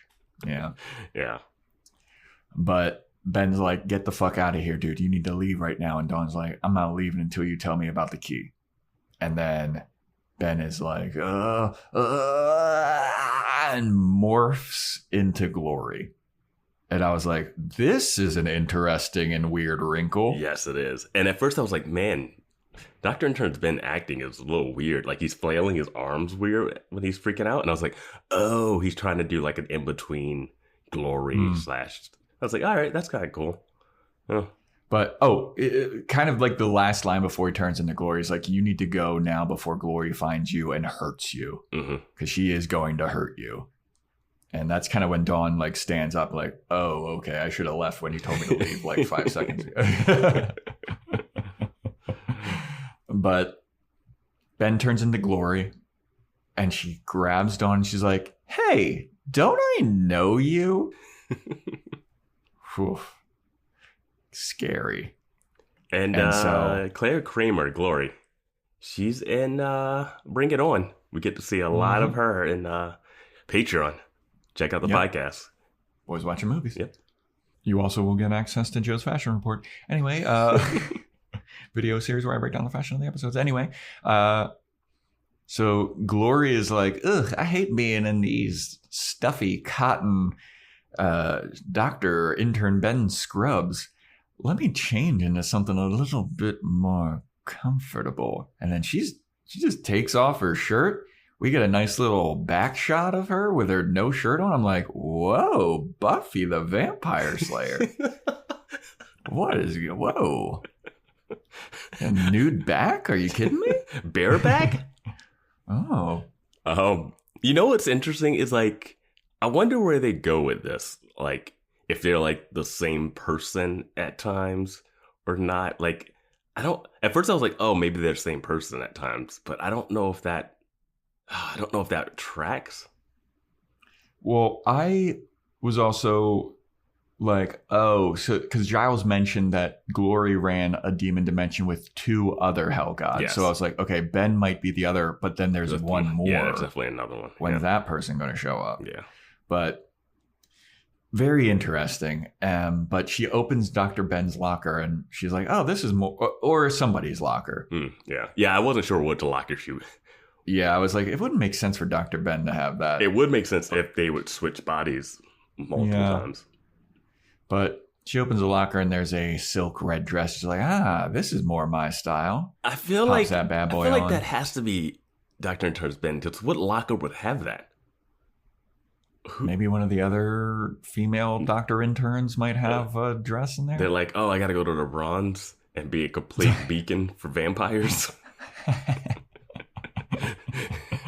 Yeah. It's got to be red so it blends. It doesn't stain when I get blood all over me. Do you have any blood red clothing? I've been bleeding a lot when I go out.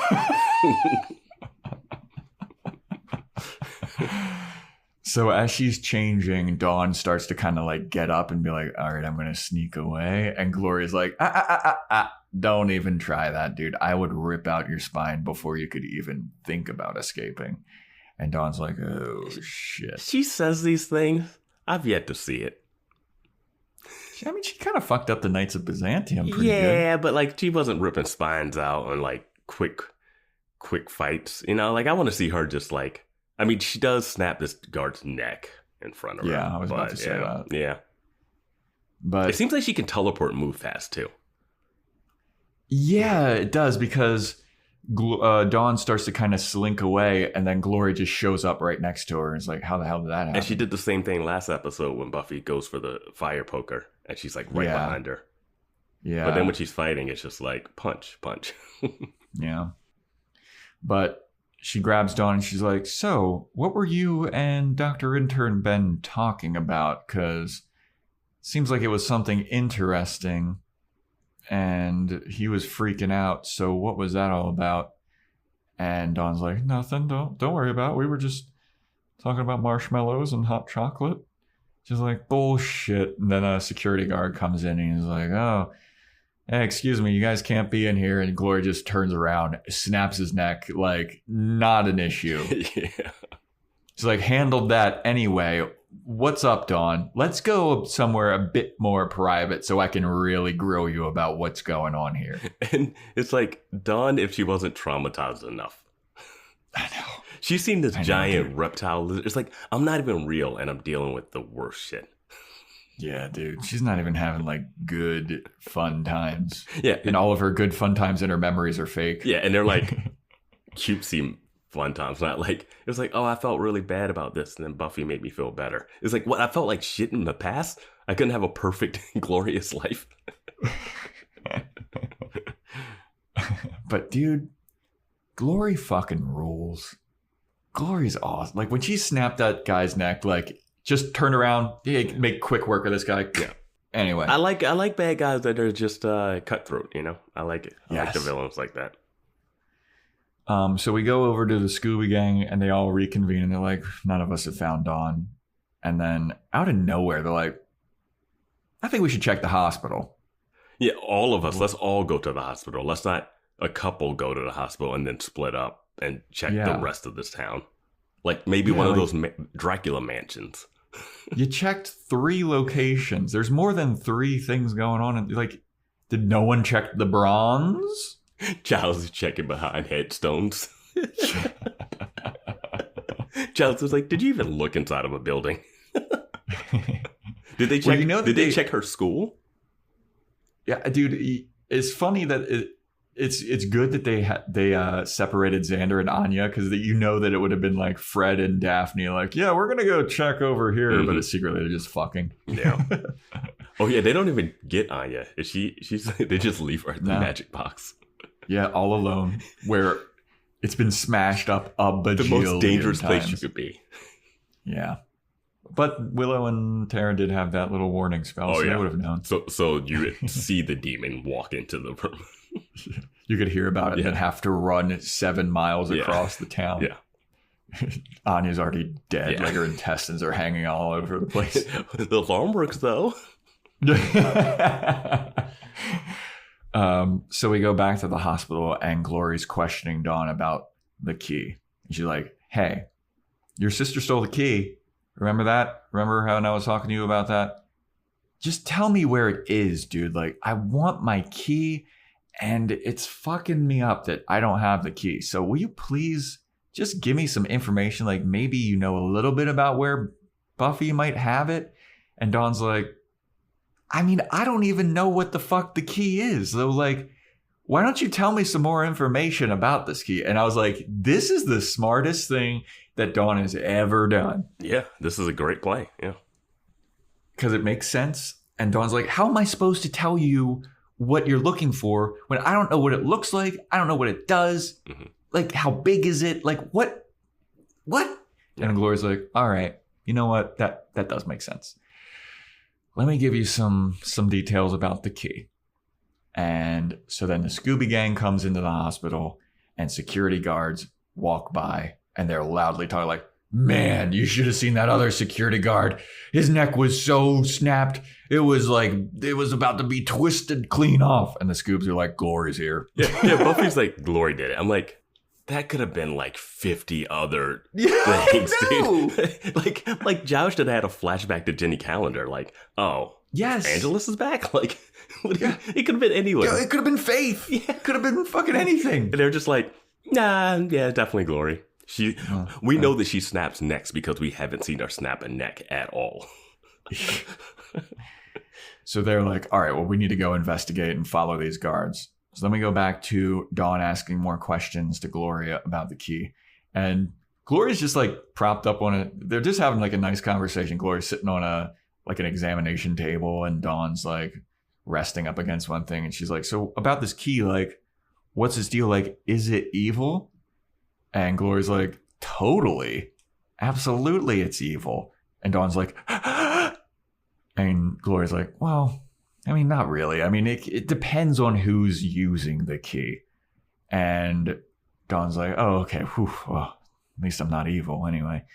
So, like, what's it for? Like, it's a key that means that it's like, there's got to be a lock that it has to open something. And what does it open? And Gloria's like, you know what? I'm starting to think that you're not really... I'm starting to think that you're a fox in my hen house. I'm thinking that maybe you... And Dawn's like, don't have any idea where the key is. And I was like, yeah, you fuck you with your... I've only seen like one episode of Lost, but Lost would always have any commercial break in that episode. It would just be like, you don't know what you're talking about. And you're like, oh, God, come on. It was this long drum roll. You're like, oh, my God, it's so tense. And I was like, oh, okay, nothing. Yeah, this is like the equivalent of like a fake out jump scare, like when somebody just closes the fridge and the sister's there, but you still get the violin strike. Yeah. It's like, oh, dude, go fuck yourself, horror movie. I'm starting to think that maybe you don't have any idea where my key is. And Dawn's like, it'd be funny if she did the brow wipe. Yeah, do the collar pull. That was a close one. So Glory leans over the table and she's like, dude, I'm starting to feel a little weird right now. And, you know, you're just kind of pissing me off and I'm getting annoyed. And I'm starting to have that little trigger thing where I'm starting to go a little bit crazy and I need to drink, quote unquote drink, let they say drink. Yeah. I wish they'd use a different thing. Feed or recharge or just something else other than drink. But she's like, you know what? Maybe this whole interaction isn't so worthless after all. Maybe I could send a message to the Slayer by fucking with her little sister. And I can also get some more energy. So I think I might do my little fingers in your brain situation. And it would have been cool because that would have revealed that Dawn is the key. And so that's a really tense situation. I was like, I want to see this happen. Her go, what the heck? I wanted that. But I was like, what episode are we on?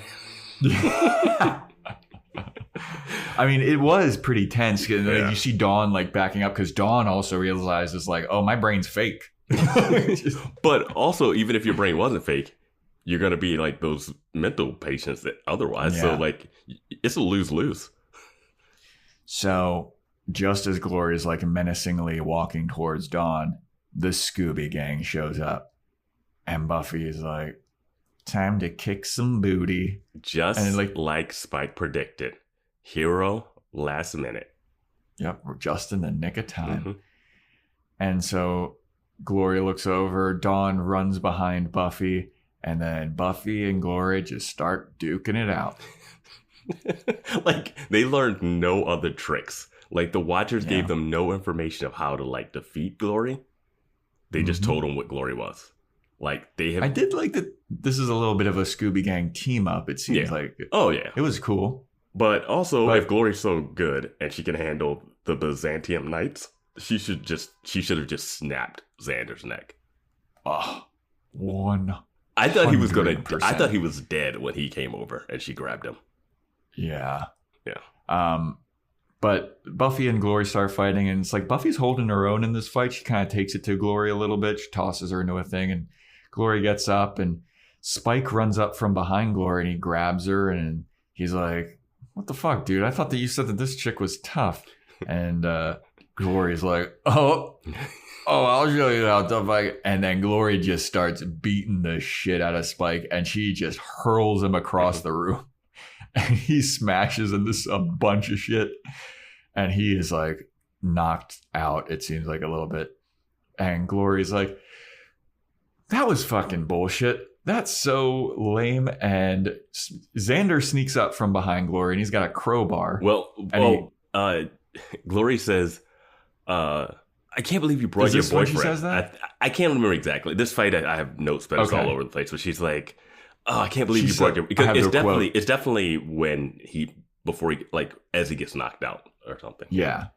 I got the quote. It's, if he wakes up, tell your boyfriend to watch his mouth. And then Buffy stands in front of her and goes, he is not my boyfriend. This show, man, it's like it's making them go together. Like, I know, right? But Xander sneaks up behind her and he hits her with a crowbar. It's like, dude. Hey, at least I give him credit for trying. I mean, he jumped into a troll's, like, heavy anvil hammer. He can't not try to hit her with the crowbar. Does he still have a cast on his arm too? He has like a soft cast. He's like out of the sling. Okay. His wrist is not structurally sound to swing this. He's right-handed. Yeah. It was a right-handed thing. Yeah. But he whacks her on the back of the head with a crowbar, and Glory's like, ow, dude, what was that itch? Is a mosquito coming here? She just tosses Xander. Well, she like puts the the crowbar, like it's in between her and him, and they're all face to face. And I was like, she's about to just twist his head off. Right? And then she just pushes him away and knocks him into Giles, who falls back into like some x-rays. And mind you, this hospital should be on high alert because a security guard had his neck snapped. No one comes in. A bunch of ruckus, just like shit breaking all over the joint. No one comes in. Nope. Willow and Tara are doing a spell. They're chanting some kind of thing in the background of all this like fisticuffs. And then Giles gets up and he tries to shoot Glory with a crossbow. That was hilarious.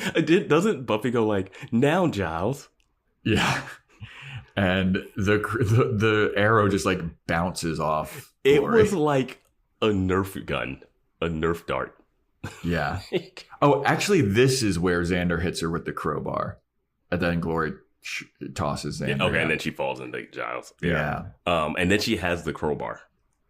Yeah, and she throws the crowbar in the direction of Dawn, and Buffy jumps in front of it and gets stabbed with it, dude. Buffy takes a crowbar to the chest, is my note. Yeah. Wow. It's so, I mean, and with how hard you would think Glory could throw, like she's a uber powerful god.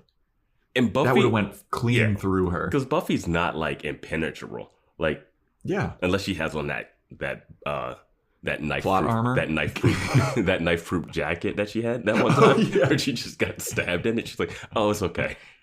The red pea coat that she. What the fuck is that thing made out of? Kevlar? But yeah, she's been stabbed just by a stake. So like this metal crowbar being chucked across the room by a god who has already proven herself to like beat the fuck out of Buffy. Yeah. That would, yeah. But it's just sticking into her, and Gloria starts to like walk by and taunt, and she's like, "What the fuck? This is like crazy that you guys all think that you can fight me. Like, this is stupid. Just give me the key." Mm-hmm. And as she's walking, Willow and Tara like surround her and just throw a bunch of dust on her. It's a little glitter. Yeah. And Gloria looks at him like, "Well, that was cute. What the fuck was the purpose of like, that?" "You ruined my dress." I thought this spell wasn't going to do anything, and I knew it was going to do something just because they had no other outs. Yeah. Like, if this spell doesn't work, they're all dead. Yeah. But the glitter spell makes Glory just disappear. Mm-hmm.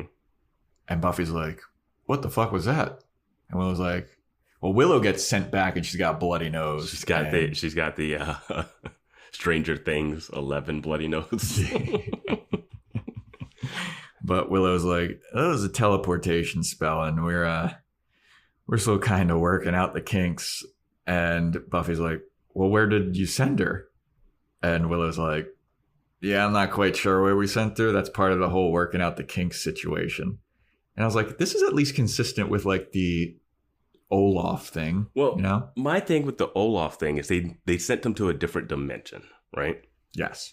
Why would they do a teleportation spell and not a send to another dimension spell that would have bought you probably a month's time, if not longer, to like research and figure out what to do? Like that's exactly what I was thinking. Because it's weird because they introduced it. They introduced the dimensions 2 episodes ago. Then this episode talks about multiverses of demon dimensions. And then they do a spell that just teleports them somewhere else. It's like somewhere else in the same reality. She could just come back. She could just take a bus ride or something, or a plane. Like, now you just don't know. At least knowing they're around, I don't know. But they don't seem to care. They seem to like go about their day in Sunnydale as if Glory doesn't exist. And then Giles comes over and he's like, "Oh my God, Willow, that's really tough. Like, that you should. That's really strong magic for someone like at your level." He pushes Tara aside like she didn't even help. Yeah. Well, it's like, how come Tara doesn't have like a bloody nose or anything? Yeah, it seemed like the two of you were doing it, except for Willow said the last line or whatever. But yeah, Willow is also like, "Yeah, I might not be doing that one again for a while." And I'm like, thank God you did it, because geez. Yeah. But then we get to where Glory reappears, and Glory reappears in the middle of the sky. Yeah. And she's just like, "Oh shit!" Do that like PG-13 about to say shit cut off. And then you just see her falling out of the sky, falling to earth, like meteorite, like going through the atmosphere, burning up situation. Yeah, she wasn't that high up where she would start burning on re-entry. Yeah, that's what I was thinking. Like skydivers don't just burst into flames. But it was a funny, like, when she reappears and she's doing like this, like hands moving, like, "Oh, I'm trying to fly" type situation. And then she just, oh shit, falls to earth. That would just make me so mad at Willow and Tara. Dude, and it seems like she's still in Sunnydale. Yeah, I know. That's what the worst part. It's like, she's just going to land. She could finish them off that night. Yeah, that's what I was like. When we cut back to the hospital, everyone should be like, "We gotta move." Yeah. But Buffy stands up. She's got a big old chest wound. Willow's all bloody nose. Like, the gang is looking pretty rough. And Anya's just behind the counter at the magic box wondering what's going on. You're counting the money in the cash register, looking at the invoices, but selling teenagers witchcraft materials late at night. Now, this is the most annoying part of the episode to me. Buffy, who has just taken a crowbar to the chest, jumping in front of Dawn to save her, pulls the crowbar out, goes over to Dawn. She's like, hey, are you okay? Dawn goes, why do you care? I'm not even real. Like, dude. You can't keep that same energy when you ran behind her as soon as she showed up. Yep. And like, Buffy goes, it's one thing for her to be like, oh, fine, I'm fine, I guess. Like, she can still be upset, but she can't still have that same, like, you're not my family energy. Yeah. So Dawn's like, why do you care? And Buffy pulls out the, because I love you. All right. First time she said it? Yep. Riley couldn't get it, but her fake sister that's 6 months old does. But she's like, you're my sister. And Dawn's like, no, I'm not. I'm fake. I'm just a blob of energy. And Buffy's like, shut the fuck up. You are my sister. All right. She pulls up Dawn's blood. Dawn's bleeding. Because the glass from all the stuff they got slammed into. Okay. Yeah. Pulls up Dawn's arm. Dawn's bleeding. Buffy shows her gaping chest wound. She's like, see, this is blood. You're real. This is Summer's blood. We are sisters, all right? I don't care how quote unquote fake you are. And then they do like a blood handshake. Yeah. I wish they would have cut to, I know they want the emotional scene, but I want them to cut to Spike licking his lips. Well, I mean, now that you are bleeding, I heard this rumor about Slayer blood being not a rumor, he said it. Oh yeah, that's true. Yeah, he's like, it is an aphrodisiac, and it's been a while for old Spiky Poo. But yeah, Buffy and Dawn are like, we're sisters, and then they hug, and Dawn's like, oh, thank you so much. Good thing we're in the hospital so we can get medical attention. I'm so scared. It'd be amazing if Glory just got teleported to the next room and she came into the doorway. It's like, oh, nice to see you all here again. They would just be like, kills Willow and Tara immediately. Yes. Not having that bullshit happen again. Yeah, I'm telling you, magic for the win. Magic is the most powerful thing in the world. Like, the Watchers need to start getting more witches in there. They need to make witchcraft part of the Slayer training. But I guess there's already a Witches Guild or something. Yeah, or whatever we learned about. But yeah, they should team up with them. The Watchers are stupid. Yeah, but Dawn's like, "Oh, I have some important information." Buffy's like, "Oh yeah, what's that?" She's like, "Dr. Intern Ben, you know that guy? He was trying to help me when I started talking to him about me being the key." And it's like, if I was Buffy, I'd be like, why the fuck are you walking around? I don't think she says that. She said that Dr. Intern Ben was trying to help her. She doesn't say the key thing.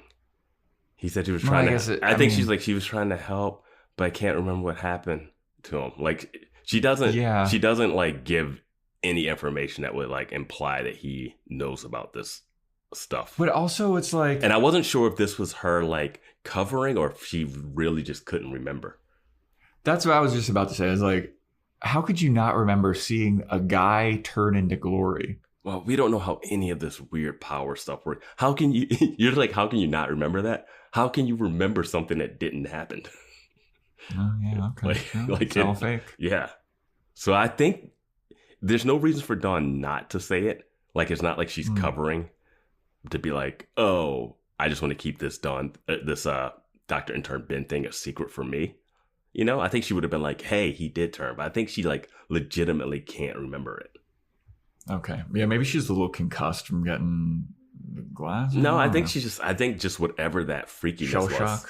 I just think whatever freaky, weird, godlike powers that caused that to happen, she can't really make sense of it. Because otherwise, there's no reason for her not to be like, Dr. Intern Ben, he turned into it. Like, they don't have any like allegiance to this guy. It's not like Xander turned into Glory and she's like trying to cover for him. So yeah, that's true. But yeah, Buffy's like, all right, well, maybe we should find that Dr. Intern Ben guy and ask him some questions. But we should go home first because Mom's worried. Mom's dead. Mom's dead. Anya's dead. Everyone's going to be dead. Yeah. Let's go home because we have a spell that tells us if Glory walks in. Yeah. And then Dawn's like, you think I'm going to get grounded for running away? And Buffy's like, I think you kind of have a get out of jail free card right now on account of you figuring out that you're not real and having your life threatened tonight. And then Dawn's like, you think she might raise my allowance? I was like, don't push it. And I was like, what? Why do you care? What? Raise your allowance? Like, that's what you're like? That's some like TGI Friday, like that Friday, like in the lineup of Full House and something. Like, that's like something you say at the end of like a sitcom. Not after like getting a crowbar thrown towards you that your sister dove in front of. Yeah. And Giles was like, well, I guess I'll just dust myself off and go home too. Wow, you guys all look like some shit, huh? Yeah. Anyway, Willow, do you want Willow, you want to stay overnight at the hospital? Because you're fucked up. Hey, everyone here, y'all want to stay overnight at the hospital? Except for maybe Spike. Like, that might not be good for you. But like, steal some blood from somewhere because the security guards are doing nothing. Xander, did your wrist re-break at all after me? At least he brought a weapon. True. Fucking perv.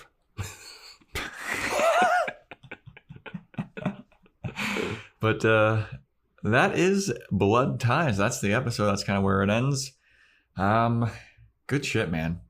Stuff's really ramping up. I dig it.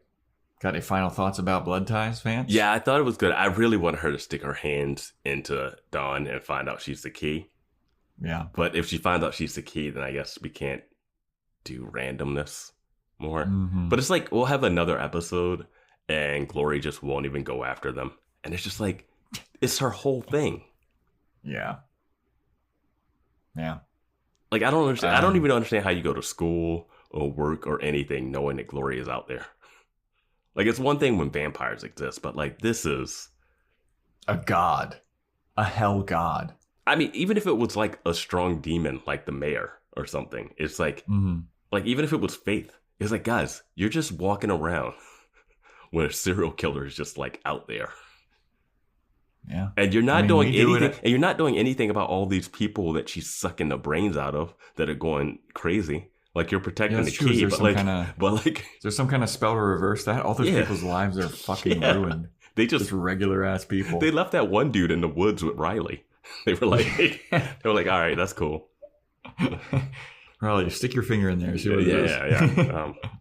Don't worry, we won't tell the family. God. But that is a wrap for Blood Ties. Next episode is titled Crush. You think it's Xander bragging some more? Oh no. Okay, I think this is going to be Spike and Buffy. I'm just going to say Spike and Buffy just because I'd rather have that. That's what we're praying for. Or it could be that orange soda crush. That'd be sick. Yeah. Whole episode around that. just go full Spawn Con. Just full sponsors. Yeah. I think maybe it might be more about like Spike and Buffy and like Spike revealing like, I got a crush on you.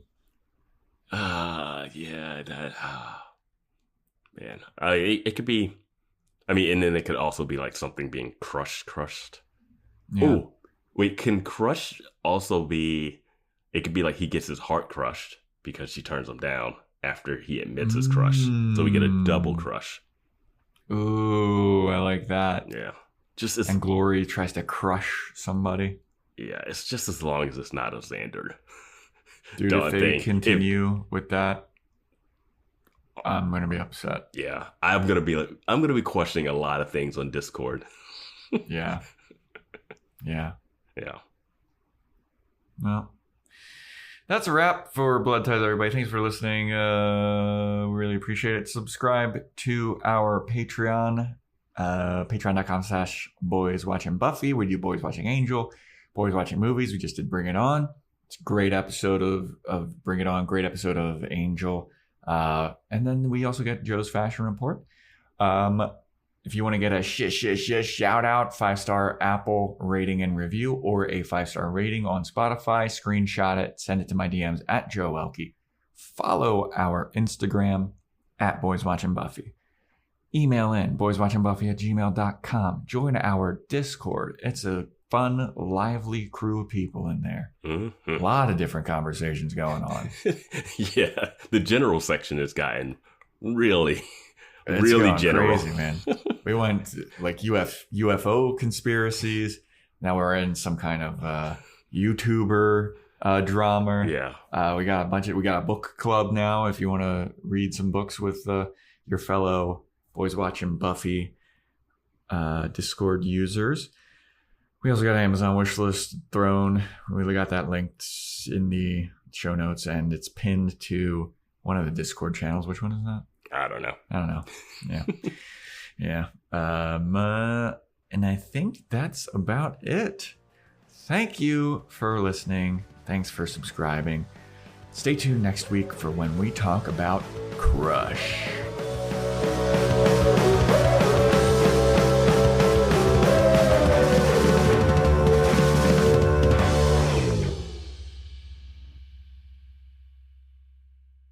This is blood, isn't it? It can't be me. I'm not a key. I'm not a thing. Oh, sweetie, no. What is this all about? What am I? Am I real? Am I anything?